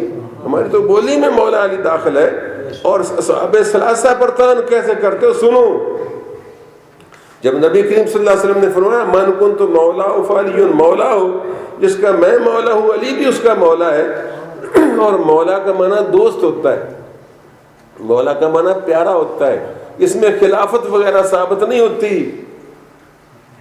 یہ کہنا کہ حضور نے فرمایا جس کا میں دوست ہوں، جس کا میں مولا، علی بھی اس کا مولا ہے، تو اس سے یہ خلافت ثابت ہو گئی۔ یہ شیعہ، یہ تو وہ ہوئی نا بات الف زبر بے اب کہ غیر زبر فی غاف، لہذا میرا نام محمد یوسف کہ ہے ایک ہی جوڑ گئی۔ عجیب، ان کی ساری دلیلیں ہی ایسی ہیں۔ دیکھو حضور نے فرمایا نہیں کہ علی تو میرے لیے اس طرح جس طرح ہارون موسیٰ علیہ السلام کے لیے تھے، تو یہ کب کا؟ جب سرکار علی کو غزوہ تبوک میں ساتھ نہ لے گئے، پیچھے چھوڑ گئے، تو حضرت علی مرتضیٰ کو تانے مارے منافقوں نے کہ تجھ کو نکما سمجھ کر چھوڑ گئے ہیں۔ میں تو سمجھا رہا ہوں بات، منافقوں نے تانے مارے کہ تجھ کو نکما سمجھ کر چھوڑ گئے۔ تو آپ کو تو یہ بات بڑی گراں گزری، آپ تو بڑے بہادر جری اور شجاع تھے، تو آپ سامان لے کر پیچھے پہنچ گئے ایک منزل پر، دیکھا علی آئے کھڑے، فرمایا علی کیسے؟ اس کے یا رسول اللہ صلی اللہ علیہ وسلم آپ نے مجھے پیچھے چھوڑ دیا، عورتوں اور بچوں کے ساتھ اور بوڑھوں اور مریضوں کے ساتھ، تو یہ تو مجھے لوگ تانے مارتے ہیں۔ آپ نے فرمایا اے علی، میں نے تجھے پیچھے انتظامی معاملات کے لیے اپنا نائب بنا کر چھوڑا ہے۔ مراد یہ تھی کہ انت منی بمنزلت ہارون من موسیٰ، کہ تو میرے لیے اسی طرح ہے جس طرح موسیٰ علیہ السلام کے لیے ہارون تھے، کہ جب موسیٰ علیہ السلام طور پر گئے 40 دن کے لیے تو ہارون کو پیچھے چھوڑ گئے تھے، تو اسی طرح میں جب غزوہ تبوک پر جا رہا ہوں، اتفاق ہے کہ حضور بھی 40 دن ہی ادھر لگا کر آئے تھے، اتفاق ہے، تو میں تجھ کو اپنے پیچھے نائب بنا کر چھوڑ جا رہا ہوں، تو اس میں تیری بے ادبی کون سی ہے؟ اس میں تو تیری عظمت ہے۔ تو اس سے یہ ثابت نہیں ہوتا کہ وہ ان کو اپنا خلیفہ بنا گئے تو مستقل خلیفہ بنا گئے، کیونکہ اگر یہ بات کہی جائے تو کئی دوسری جنگوں میں حضور صلی اللہ علیہ وسلم حضرت عثمان کو خلیفہ بنا کر گئے، غزوہ ذات الرقاع میں اور غزوہ غطفان میں، سیرت کی کتاب اٹھا کر دیکھو، آپ گئے تو حضرت عثمان کو پیچھے چھوڑ گئے، بلکہ اس غزوہ تبوک پر بھی جب گئے تو انتظامی معاملات میں علی مرتضیٰ کو نائب بنایا اور نماز پڑھانے کے لیے عبداللہ ابن ام مکتوم کو بنایا کہ نماز عبداللہ ابن ام مکتوم پڑھایا کریں گے، حالانکہ وہ نابینا صحابی تھے مگر بہت اچھے قاری قرآن تھے، تو ان کو نماز پر کھڑا کیا، ان کو انتظامی معاملات پر، تو اس سے کوئی خلافت کا مسئلہ ثابت نہیں ہوتا، خواہ مخواہی، لہذا میں محمد یوسف الف زبر بے آپ، لہذا میں محمد یوسف۔ تو اسی طرح وہ من کنت مولا فعلی مولا، جو حضور نے فرمایا پھر تو وہ علی صاحب کے مولا ہیں، تو حضور صلی اللہ علیہ وسلم نے فرمایا ہاں جس کا میں دوست ہوں اس کا علی بھی دوست ہے، جو مجھ سے محبت رکھتا ہے وہ علی سے بھی محبت رکھے، جو مجھ کو پیارا ہے وہ علی کو پیارا سمجھے۔ تو برائدہ اسلمی کو بھی سمجھ آ گئی اور دیگر صحابہ کو بھی سمجھ آ گئی اور ہمیں بھی سمجھ آ گئی کہ علی کی محبت کے بغیر ایمان کمال نہیں پا سکتا، ایمان کامل نہیں ہو سکتا، ہمیں بھی سمجھ آ گئی۔ تو میرے دوستوں اور عزیزوں، یہ باتیں جھوٹی باتیں ہیں، یہ لوگوں نے پھیلائی ہیں کہ ایسے ہی کہ اس سے ثابت ہو گیا اس سے ثابت ہو گیا۔ یہ مولا کا لفظ کئی معنوں میں استعمال ہوتا ہے، اور جس معنی میں بھی استعمال کرو گے اس میں خلافت وغیرہ کا کوئی معنی نہیں۔ اگر اس میں خلافت ثابت ہوتی تو کہیں علی خود بھی کہتے کہ نہیں، کہ ابو بکر یار مینو حضور فرما کے من کن تو مولا فعلی مولا دے تو میری بجائے آپ خلیفہ بنایا جانا، کدھر تو آپ نے آخیا ہوں اے دلیل انہوں تو نہیں سجی، انہوں آ سجی ہے جی 14 سال بعد۔ تو یہ ضرورت کے مطابق بات ہوتی ہے۔ تو میرے دوستو، اس میں کوئی شک نہیں کہ آپ ہمارے مولا ہیں، اور مولا کوئی خدا نہیں ہوتا، نہ مولا کوئی رسول ہوتا ہے، مولا دوست ہوتا ہے، پیارا ہوتا ہے، اقرب ہوتا ہے۔ علی یہاں تو حال یہ ہے کہ جو بھی آتا ہے وہ مولانا ہی آتا ہے۔ یہ کون سا ایسا لفظ ہے کہ جو تم نے سمجھا کہ یہ تو کسی اور کے لیے بولا ہی نہیں جا سکتا، اور 2.5 سپارے نہیں پڑے ہوں، داڑھی رکھنے مولانا صاحب ہم تھوڑے سامنے تشریف لے آ رہے ہیں، مولانا، حالانکہ مولانا تو اللہ تعالیٰ ہے۔ اے انت مولانا، انت مولانا، یہ تو بھی پتہ لگ گیا بھی اے اندے نال شرک نہیں ہوتا۔ قرآن تا کہندا ہے انت مولانا، اے آدن انت مولانا، انت مولانا، انت مولانا، ہونا انت مولانا، انہاں دے کنے مولانا۔ تو میاں من کن تو مولا فعلی مولا کا صحیح جو ترجمہ وہی سمجھو کہ جس کا میں یار ہوں، جس کا میں دوست ہوں، جس کا میں پیارا ہوں، جس کا میں آقا ہوں، علی بھی اس کا آقا ہے۔ اور پھر پتہ ہے اس بات کو سب سے پہلے قبول کس نے کیا؟ اس شخصی نے جس کی تم بارے میں بکواس کرتے ہو۔ جب اس مجلس سے برخاست ہوئی نا تو سب سے پہلے حضرت عمر فاروق اٹھے اور کہا بخ بخ بھی ابن علی ابن ابی طالب، واہ واہ واہ واہ، علی ابن ابی طالب اصبحتا مولا کل مومن و مومنہ، علی مبارک ہو گئی تو تار مومن تے مومنہ دا مولا بن گیا۔ یعنی سب تو زیادہ خوشی فاروق اعظم ہوئی۔ یہ بخ بخ عربی لفظ ہے جنہیں اپنے واہ واہ، بخ بخ ابن علی ابن ابی طالب، علی بن طالب واہ واہ کیا بات ہے یار، مبارک ہو، اصبحت مولا کل مومن مومنہ، ہر مومن اور مومنہ کا تو مولا بن گیا آج۔ تیری کیا شان ہے، ہمارا بھی مولا، ابو بکر کا بھی مولا، سب کا پیارا ہے، سب کا دوست ہے۔ تو میرے دوستو اس طرح کی ارشادات سرکار دو عالم صلی اللہ علیہ وسلم کی آپ کے بارے میں بے شمار ہے۔ اگر قرآن کی احادیث آیات پڑھوں تو نہیں گنتی، احادیث سناؤں تو گنتی نہیں ہے، اور ان کی اگر عقل مندی اور فہم و فراست کی باتیں سناؤں تو رات بھی میں نے سنائی۔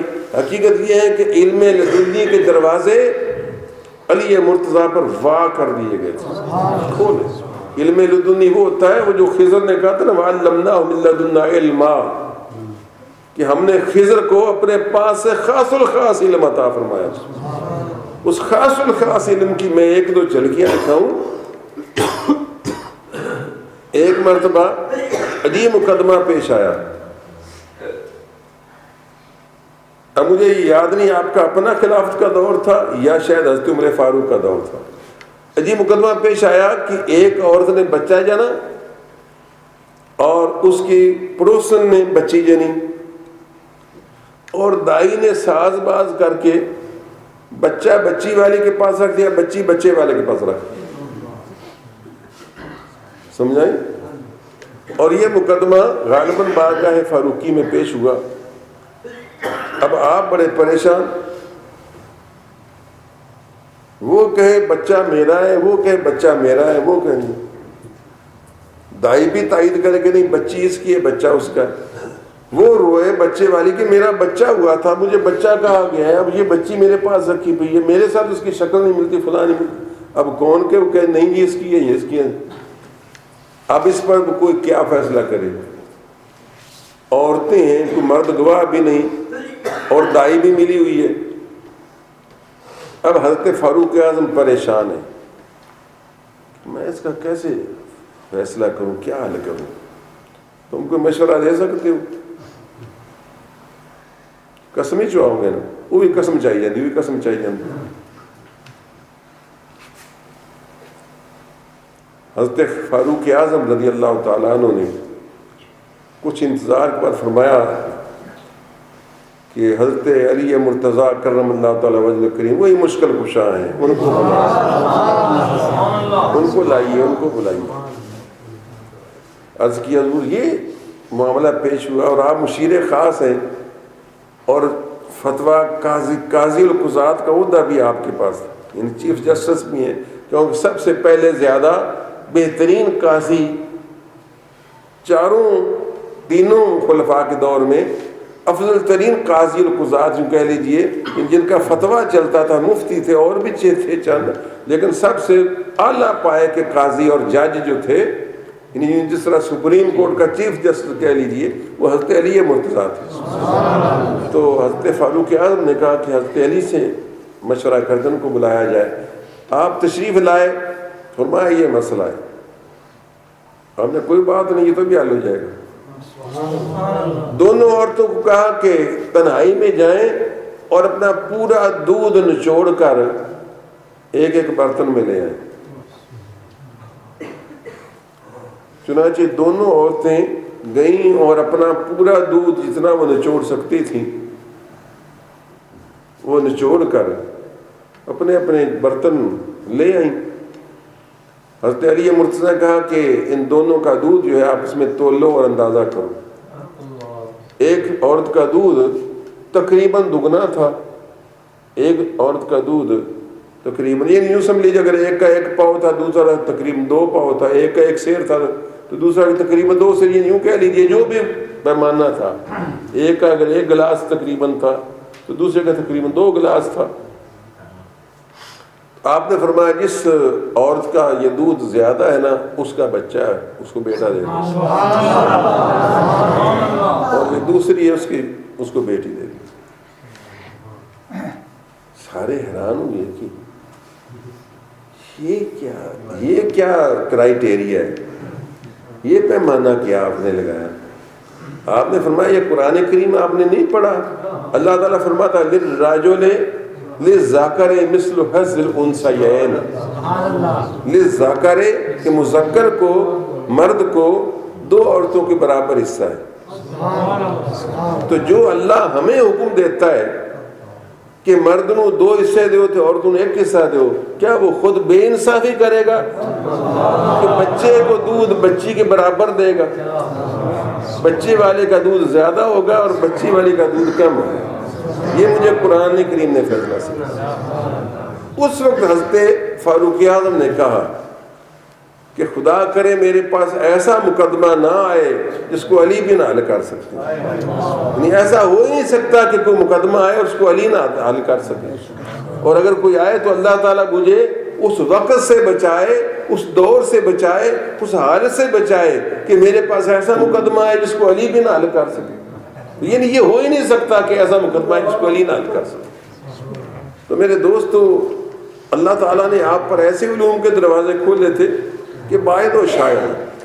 بعض اوقات بندہ حیرت زدہ ہوتا ہے کہ کئی چھوٹے چھوٹے کہ بڑے بڑے ایسے معاملات آپ کی خدمت میں آئے کہ حیرت زدہ ہو گئے. ایسا ہی ایک واقعہ ہوا تھا.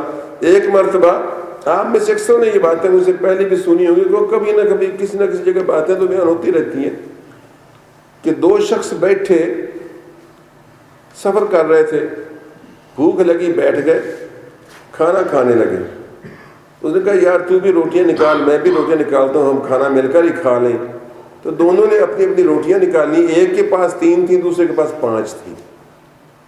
ابھی وہ رکھ کر شروع کرنے ہی لگے تھے کہ ایک اور شخص آ گیا اتفاق سے، کوئی پردیسی مسافر. اس نے کہا بھائیو میں مسافر ہوں، میرے پاس کھانا نہیں اور بڑا سخت بھوکا ہوں، اگر آپ مہربانی کریں اور مجھے بھی شامل کر لیں تو عین نوازش ہوگی. انہوں نے کہا آجا بسم اللہ. اچھا دور تھا، ایثار کا زمانہ تھا. انہوں نے کہا آجا بھائی بسم اللہ، تو نے اپنی قسمت کھانی ہے، تو بھی کھا لے. تینوں نے مل کر 8 روٹیاں کھا لی.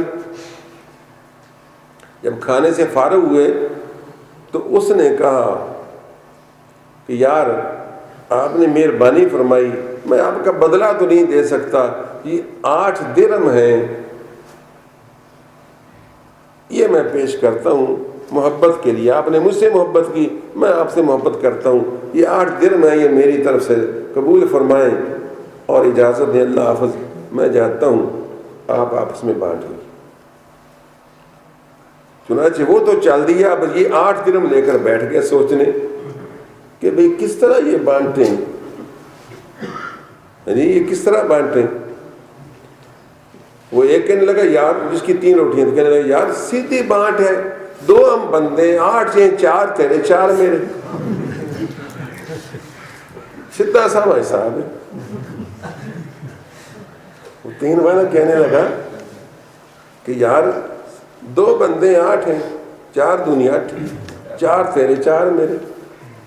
دوسرے کہنے لگا یار کو خدا کا خوف کر، میری 5 روٹیاں تھیں، تیری 3 روٹیاں تھیں، 5 تو میرے ہونے چاہیے، 3 تیرے نام ہی نہ لے، ایک گل لے. جب لال ٹورے ہیں تو نفع نقصان سانجھا ہی ہونا. اب معاملہ بڑھ گیا. بھائی بندہ زیادتی آ جائے تو بھائی ہوں نکی جی گل ہوگی. ہوں پتہ نہیں کہ نکی جی گل تو سپریم کورٹ سے ہی اپنے پھرتے ہیں. ساڑے پیچھے زمین پہ ساڑا پیراواں دی 24-25 سال ہو گئے مقدمے چل دے، وہ اللہ انہوں پیارے بھی ہو گئے تو مقدمے حالی چل رہے ہیں. کیونکہ پاکستان تو پتہ نظام انصاف بڑا شاندار ہے. ہاں جی، انصاف دا اصول بڑا آسان ہے پاکستان میں. تو بھائی وہ دونوں جو تھے جھگڑتے حضرت علی مرتضیٰ کے پاس پہنچے کہ چلو بھائی ہم تو اپنا فیصلہ حضرت کے پاس ہی کروائیں گے اور کسی کے پاس نہیں. آ گئے. دونوں کو تسلی تھی کہ حق تو انصاف دا فیصلہ ہی ہونا اتنے. کہنا لگا تو 4 تو میں ٹھیجے ہی ٹھیجے، آپ تا پورا تول دیں، مولا علی تا پورا تول دیں. یہ کیویں ہو سکتا ہے بھی 8 وچ مینوں 4 نہ دیں 4 نہ دیں. وہ آ کے لگے بھی کوئی نہ کہندا میری 5 روٹیاں 5 تو مینوں دینی چاہیے، 3 مینوں دینی چاہیے. خیر انہوں نے جا کر اپنی گرفتہ اور کہانی سنائی، کیس پیش کیا. جناب سید ابرار نے دیکھا، فرمایا تم کیا آپس میں فیصلہ سوچ رہے ہو؟ اس نے کہا حضور بات کیا ہے؟ صاف بات ہے کہ 2 بنتے ہیں 8 روپے آتے آتے ہمارے بننے چاہیے۔ اس نے کہا کہ جی 5 جنہوں میں میرے ہونے چاہیے جی، میری 5 روٹیاں تھیں نا، اس کی 3 تھی۔ آپ نے اس شخص کو کہا جو 4 مانگ رہا تھا نا، آپ نے فرمایا لے لے لے لے، 3 لے لے نہیں تو تینوں 1 ڈیسی، جی میرے انصاف سے آؤ تو 1 روپیہ ڈیسی، 1 درہم ڈیسی۔ وہ تو لائے یہ بھی کوئی لکھنا ہے، ایسا بھی کوئی انصاف ہوں ہے؟ تسی کوئی انصاف تو کرو بھائی۔ اصل ہی نویں گل سن لو جی، وہ تو مینوں ترائے دینا ہے کہ 5 یہ مینوں پیان نے مل لے لے 3 چنگے نہیں تو تینوں تو 1 روپیہ 1 درہم ڈیسی، 1 روپیہ ڈیسی۔ اور آپ نے فرمایا لے لے لے لے، فائدے میں رہے گا۔ اگر وہ خوشی سے 3 دیتا ہے تو لے لے، تجھ کو 1 ملے گا۔ وہ آتے تسی مینوں 10 سوچا سمجھاؤ چاہے میں بھائیا 1 ہی لے لے سا، اور کی گل نہیں ہے۔ آپ نے فرمایا دیکھو اگر تم سمجھنا ہی چاہتے ہو تو میں سمجھا دیتا ہوں۔ 3 روٹیاں تیری تھیں، 5 روٹیاں اس کی تھیں، 3 بندوں نے کھائیں۔ اب یہ تو ہم کہہ نہیں سکتے کس نے زائد کھائی کس نے کم کھائی، بظاہر تینوں نے برابر برابر کھائی۔ اب برابر برابر اگر کھائیں تو 8 روٹیوں میں سے ہر روٹی 3 حصوں میں تقسیم ہوئی، ٹھیک ہے نا؟ 8 روٹیوں میں سے ہر روٹی 3 برابر حصوں میں تقسیم ہوئی نا۔ تو جب 8 روٹیوں کے 3 برابر ٹکڑے کیے گئے تو بن گئے 24 ٹکڑے۔ تو 24 ٹکڑوں میں سے 3 بندوں نے ہر ایک نے 8 ٹکڑے کھائے، تو 5 والے نے بھی 8 ٹکڑے کھائے، تم نے بھی 8 ٹکڑے کھائے اور تیسرے بھی 8 ٹکڑے کھائے۔ جس نے 5 روٹیوں والے نے 8 کھائے، اس کے باقی 8 7 15 5 روٹیاں سننا 7 ٹکڑے ہوں دے وہ بندہ کھا گیا، تے تیرے 3 روٹیاں دے 9 ٹکڑے بنے، 8 تو خود کھا گیا، تیرا 1 ٹکڑا کھا گیا۔ تو اس حوالے سے تو 1 کا حقدار ہے اور وہ 7 روپے کا حقدار ہے۔ ہوں تو انہیں ڈھلا منہ چا کیتا جائے چل دے چاہو نے کہا نہیں ہوں تو میں 1 ہی دے سکتا۔ یہ میں اپنی طرف سے گرا لگا رہا ہوں، ویسے کتاب میں یہ نہیں لکھا، یہ میں خود گرا لگا رہا ہوں۔ تو اسے کہا میں لے لے، انہیں نہ نہیں ہوں تو میں ترائے انہیں نہیں لیسا، چلو جنہیں تو دینا 3 لے لے۔ تو میرے دوستو آپ کو اللہ تعالیٰ نے عجب قوت فیصلہ عطا فرمائی تھی۔ اس لیے عبداللہ ابن مسعود کہتے ہیں رضی اللہ تعالیٰ عنہ کہ اقصد الناس فینا علی ابن ابی طالب، ہم سب لوگوں میں سب سے زیادہ بہترین فیصلہ کرنے والے علی بن ابی طالب تھے۔ یہ ان کے برابر کا کوئی فیصلہ نہیں کر سکتا تھا۔ اور جو علوم لدنی میں غیبیہ علوم ہیں ان کی بھی کوئی انتہا نہیں۔ حقیقت تو کبھی کبھی یوں ہے کہ آپ پر سب کچھ عیاں تھا۔ جب آپ کوفہ سے چلے ہیں اور عبداللہ ابن السلام نے کہا میں نے آپ کو بتایا تھا کہ مجھے شک ہے کہ پھر کوئی خلیفہ نہ لوٹ کر یہاں مدینے میں آئے گا، چنانچہ آپ حیرت نہیں کرتے کہ کتنے 1400 سال گزر گئے، عثمان غنی رضی اللہ تعالیٰ عنہ کے بعد کوئی خلیفہ مسلمانوں کا مدینے میں نہیں رہ سکا۔ دمشق میں رہے، بغداد میں رہے، اسلام آباد میں رہے، کسی جگہ رہے، مدینہ دار و خلافہ نہیں بن سکا۔ حتیٰ کہ اس موجودہ حکومت نے بھی ریاض بنایا، اور ریاض ہے نا دار و خلافہ سعودی عرب کا، تو ان کی نگاہ کیا دیکھ رہی تھی؟ آپ نے فرمایا اے میرے بھائی مجھ کو بھی معلوم ہے جو تم کہہ رہے ہو کہ کہیں کوفہ میں آپ پر تلوار کا وار نہ ہو، مجھے بھی رسول اللہ صلی اللہ علیہ وسلم نے فرمایا تھا کہ علی کوفہ میں تجھ پر تلوار کا وار ہوگا جس سے تیرے محاسن شریف جو ہیں وہ خون سے لت پت ہو جائیں گے، تیرا چہرہ خون آلود ہو جائے گا، لیکن پتہ نہیں وہ کب ہوگا، بہرحال میں اپنے مشن پورا کرنا ہے۔ اسی طرح کوفہ کے زمانے کی بات میں سنا کر ختم کرتا ہوں۔ میرا جی تو چاہتا تھا میں آج آگے خلافت کی بات کو شروع کروں، لیکن دل ہی نہیں بھرتا، کیا کیا جائے۔ محبت آل پاک جو ہے وہ مجبور کرتی ہے کہ موقع ملا ہے تو ان کی شانیں اور ان کی علمیت پر آئے تو علم کی باتیں بیان کرتے جائیں۔ جس شخص کو اللہ تعالیٰ نے یہ عزت اور یہ فضیلت اور یہ علم بخشا ہو جو میں آپ کو سنانے چلا ہوں بات، اس کے کیا کہنے۔ کوفہ میں حضرت کو جو واقعات پیش آئے وہ تو میں انشاءاللہ کل پیش کروں گا، اور خلافت کے دور میں آپ نے جنگ جمل کا تو حال سن لیا تھا، میں نے جنگ صفین کی بات سنانی تھی لیکن وہاں تک میں نہیں پہنچ پاؤں گا، یہ آخری بات سنا کر ختم کر دوں گا کہ جب آپ مختلف قسم کے مشکل حالات سے گزر رہے تھے اور مختلف جنگیں آپ کی خوارج کے ساتھ بھی اور صفین اور جمل کی جنگ بھی ہو چکی تھی، تو ایک نوجوان بڑا ہی آپ کا شدائی، بڑا ہی سچا عاشق، بڑا پکا مجاہد اور غازی تھا، ہر جنگ میں آپ کو اس نے بھرپور ساتھ دیا تھا۔ ایک روز آپ مسجد شریفہ کوفہ میں بیٹھے تھے، اچانک ایک شخص کو اپنے خادم کو بلایا اور فرمایا تم کوفہ کی فلاں گلی میں، فلاں محلے میں، فلاں مکان میں چلے جاؤ، اور اس جگہ، اس گلی محلے اور اس مکان کے اندر ایک عورت اور ایک مرد آپس میں لڑ رہے ہیں، ان کو بلا لاؤ، ان کو کہو کہ آپ کو امیر المومنین بلا رہے ہیں، دونوں کو بلا لیں۔ آپ مسجد کوفہ میں بیٹھے اور وہ کوئی میل 2 میل کے فاصلے پر کہیں کوئی محلہ ہے، گلی ہے، اس کے اندر میاں بیوی وہ آپس میں لڑ رہے ہیں، تو ان کو جاؤ دستک دو، آئیں تو ان کو کہو کہ تم کو امیر المومنین دونوں کو بلا رہے ہیں۔ چنانچہ دونوں کو بلا لے ہو یا دیکھا کہ واقعی لڑائی ہو رہی ہے، تو میں ہو رہی ہے، تکرار ہو رہی ہے۔ اس نے کہا بھائی لڑو مت، اللہ کے نبی کے چچا زاد بھائی امیر المومنین، خلیفۃ المسلمین، امام المتقین، ولی المتقین، آپ کے بڑے پیارے پیارے القابات ہیں، رات بھی میں نے کچھ بتائے تھے، تو وہ آپ کو یاد فرما رہے ہیں، بلا رہے ہیں۔ خیر وہ دونوں عورت اور مرد حضور کی خدمت میں حاضر ہو گئے، عورت با پردہ ہو گئی ہے جس طرح بھی بائیں، تو آپ کے پاس آئے تو آپ نے فرمایا وہ دوسرا نوجوان جو تھا وہ تھا جو حضرت کا بڑا ہی یعنی جانثار فداکار تھا، جس کا میں نے ذکر کیا، بڑی جنگوں میں لڑا، مجاہد غازی تھا، وہ تھا۔ آپ نے فرمایا اس کو کہ تم کیوں لڑ رہے ہو، آپس میں کیوں لڑ رہے ہو؟ اس نے کہا حضور بس آپ کو میں کیا بتاؤں، اس عورت سے میں نے کل ہی نکاح کیا ہے،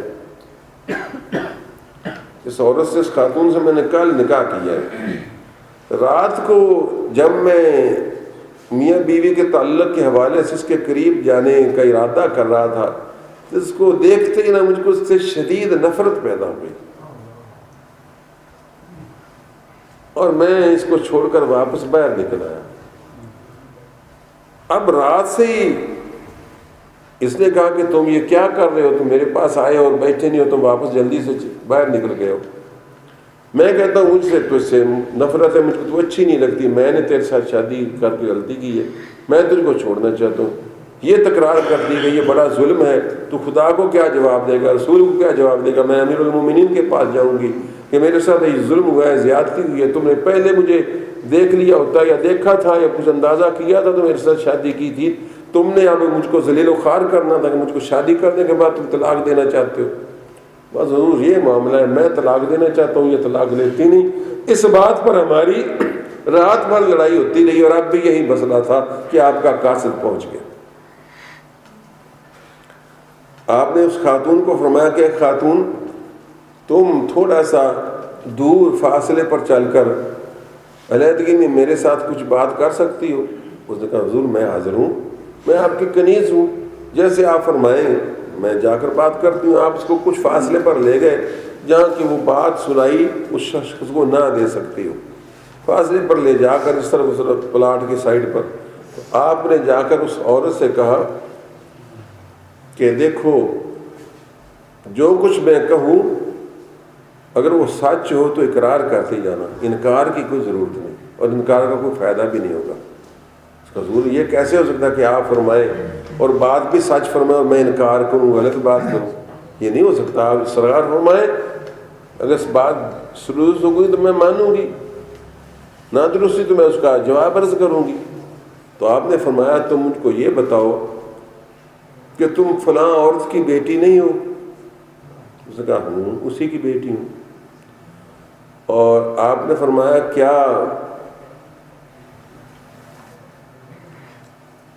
تم فلاں مرد کی بیٹی نہیں ہو؟ اس نے کہا ہاں میں فلاں اسی شخص کی بیٹی ہوں. فرمایا جب تو نوجوان ہوئی تھی ابتدائی زندگی میں تو تیرے چچا زاد بھائی کے ساتھ تعلقات قائم ہو گئے تھے، تم آپس میں ایک دوسرے کی محبت میں گرفتار تھے، اور تھوڑی سی جھیمپی لیکن کہنے لگی کہ ہاں اس طرح ہوا تھا یا حضرت، اسی طرح ہی ہوا تھا. فرمایا پھر تیرے باپ نے تیرے چچا زاد بھائی کو گھر میں آنے سے روک دیا. اس نے کہا ہاں ایسا ہوا. فرمایا پھر ایک روز تم کسی قضائے حاجت کے بہانے باہر گئیں تو تمہیں تمہارا چچا زاد بھائی ملا اور تم لوگوں نے گناہ کیا. اس نے کہا جی ہاں کیا، اور اس کا رنگ توڑ گیا لیکن بہرحال اب کیسے انکار کر سکتی تھی. کہنے لگا ہاں جی یہ ہوا مجھ سے، اللہ تعالیٰ معاف کرے، یہ ہوا تھا. آپ نے فرمایا پھر یہی بس نہیں بلکہ پھر تجھ کو حمل واقع ہو گیا. کہنے لگا جی ہاں ایسا بھی ہوا. فرمایا پھر تیرے باپ کو بے خبر رکھا گیا اور تیری ماں کو یہ حال معلوم ہو گیا اور اس نے بھی پردہ ڈالا، یہاں تک کہ وہ کوئی آج کا زمانہ تو نہیں تھا نا، بہرحال یہاں تک کہ تم نے کسی نہ کسی طرح اور تمہاری ماں نے اس کو باپ پر عیاں نہ ہونے دیا، تم نے چھپائے رکھا آگے پیچھے ہو کر، اس طرح بھی. حتیٰ کہ جب وضع حمل کا وقت آیا تو تیری ماں تجھ کو جنگل میں لے گئی اور وہ بچہ تو نے جنا.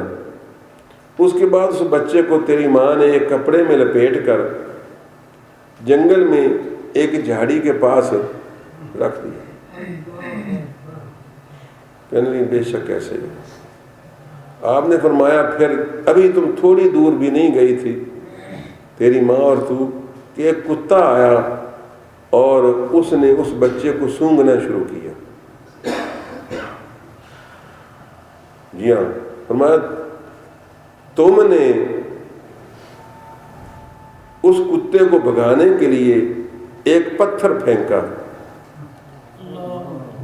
وہ پتھر اس کتے کی بجائے اس بچے کے سر میں جا لگا. ایسا ہوا تھا؟ کہنے لگی جی ہاں ایسا ہوا. پھر تیری ماں فوراً واپس لوٹی اور تم لوگوں نے ایک کپڑا جلایا جو اس زمانے کا علاج تھا. ایک کپڑا جلایا، اس کی راکھ سوا تم نے اس کے زخم پر لگائی اور پٹی باندھ دی اور پھر تم وہاں سے چلی گئی. اس کے بعد پتہ ہے پھر بعد میں اس بچے کا کیا ہوا؟ اس نے کہا نہیں جی ہمیں کوئی پتہ نہیں، ہمیں اس بچے کے بارے میں پھر کوئی پتہ نہیں، ہم تو اس کو چھوڑ کر نکل آئے تھے اور ہمارا مقصد پھر اس بچے کو سنبھالنا اور دھیان کرنا تو نہیں تھا. فرمایا آگے ہم سناتے ہیں اس بچے کو ایک شخص نے اٹھا لیا اور اس لاوارث بچے کو اپنے گھر لے گیا تاکہ اس کو میں پالوں. ہاں جی. پھر آپ اس بندے کی طرف چلے گئے اس کو لے کر اور اس کو کہنے لگے کہ تم میرے مخلص جانثار اور فداکار ہو، جو میں تم سے پوچھوں سچ بتاؤ کہ بچپن میں تو نے کسی یہودن کا دودھ پیا ہے؟ انہوں نے کہا جی یار میری ماں جو نہیں تھی تو پتہ نہیں میرے باپ نے مجھے کہیں سے لیا تھا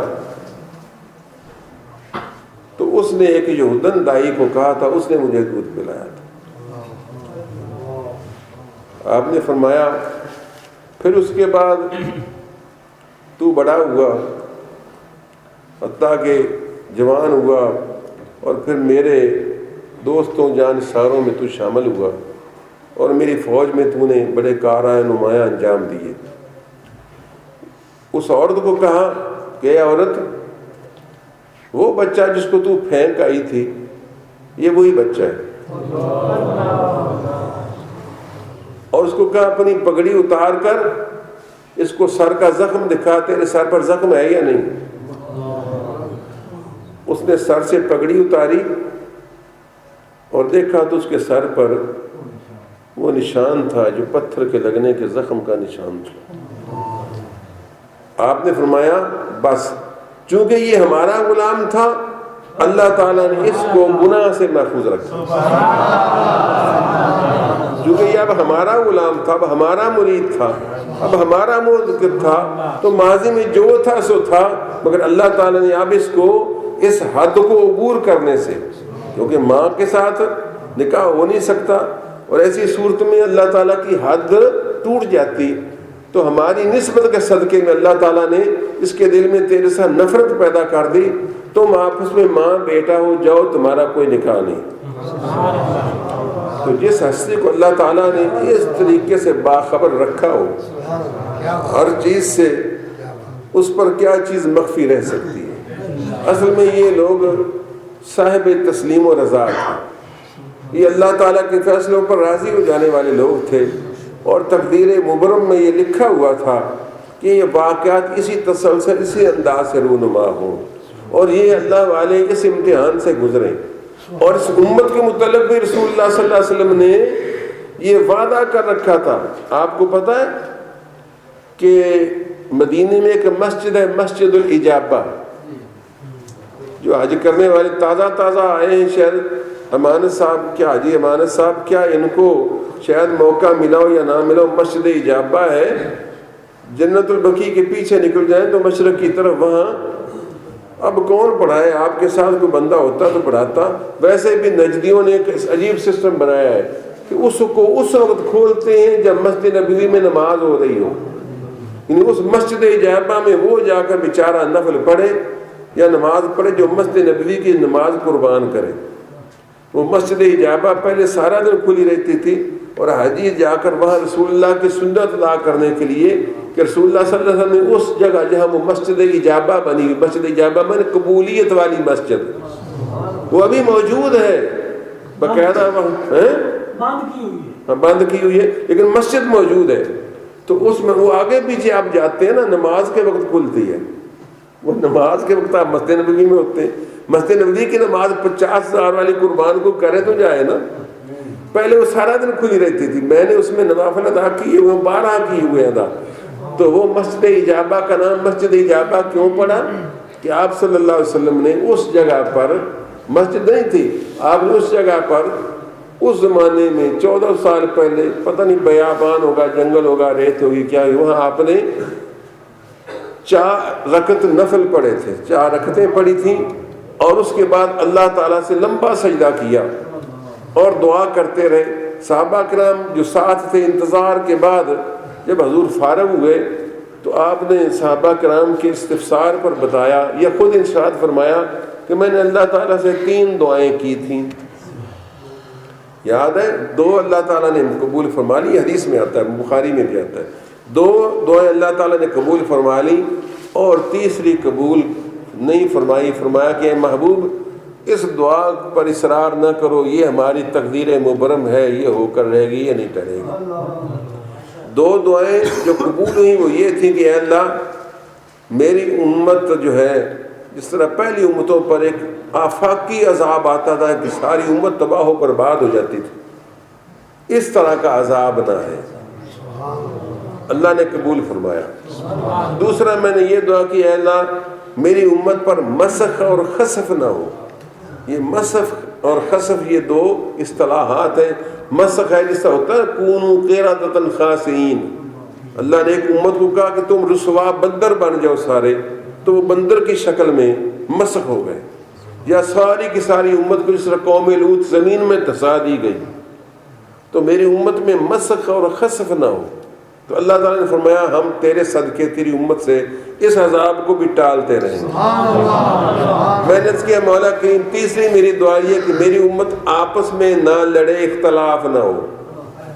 اللہ نے فرمایا نہیں محبوب، اس بات پر اصرار نہ کرو، یہ ہمارا اٹل فیصلہ ہے کہ یہ امتحان تیری امت پر ڈالا جائے گا اور یہ جاری رہے گا۔ چنانچہ میرے دوستو اس وقت سے سیدنا عثمان غنی کے دور سے یہ امتحان شروع ہوا ہے، کبھی عثمان پر، کبھی علی پر، کبھی حسن پر، کبھی حسین پر، پھر کبھی بغداد میں، کبھی دمشق میں، کبھی افغانستان میں، کبھی ایران میں، کبھی کسی جگہ، کبھی بنگلہ دیش میں، آج کل پھر افغانستان میں اور اب پاکستان میں ہے نا۔ بس یہ اللہ تعالیٰ کی یہ حکمت ہے، یہ امتحان ہے اس امت پر۔ اس امتحان میں آپ سرخرو ہو سکتے ہیں بشرطے کہ اپنے جذبات پر قابو رکھا کریں اور اللہ اور اس کے رسول کے ارشادات کی روشنی میں زندگی کو طے کریں، یہ سب طے کریں۔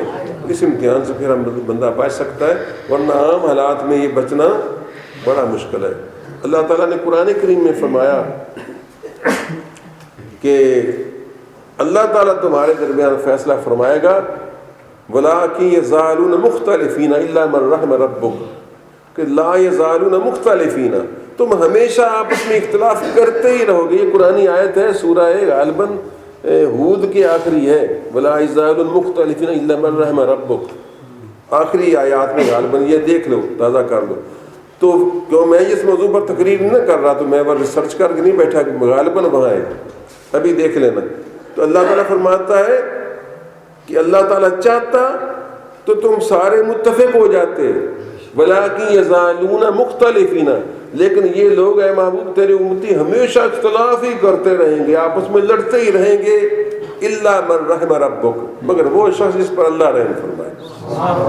تو میرے دوستو اس امت کے لیے امتحان ہے، یہ امتحان سالہ صدیوں سے چل رہا ہے۔ کوشش کیجئے کہ اس امتحان میں ہم سرخرو رہیں۔ سرخرو کس طرح ہوں گے کہ اہل حق کا ساتھ دیں، اہل حق کا ساتھ دیں۔ اللہ تعالیٰ توفیق ہے، رفیق عطا فرمائے۔ وآخر دعوانا الحمدللہ۔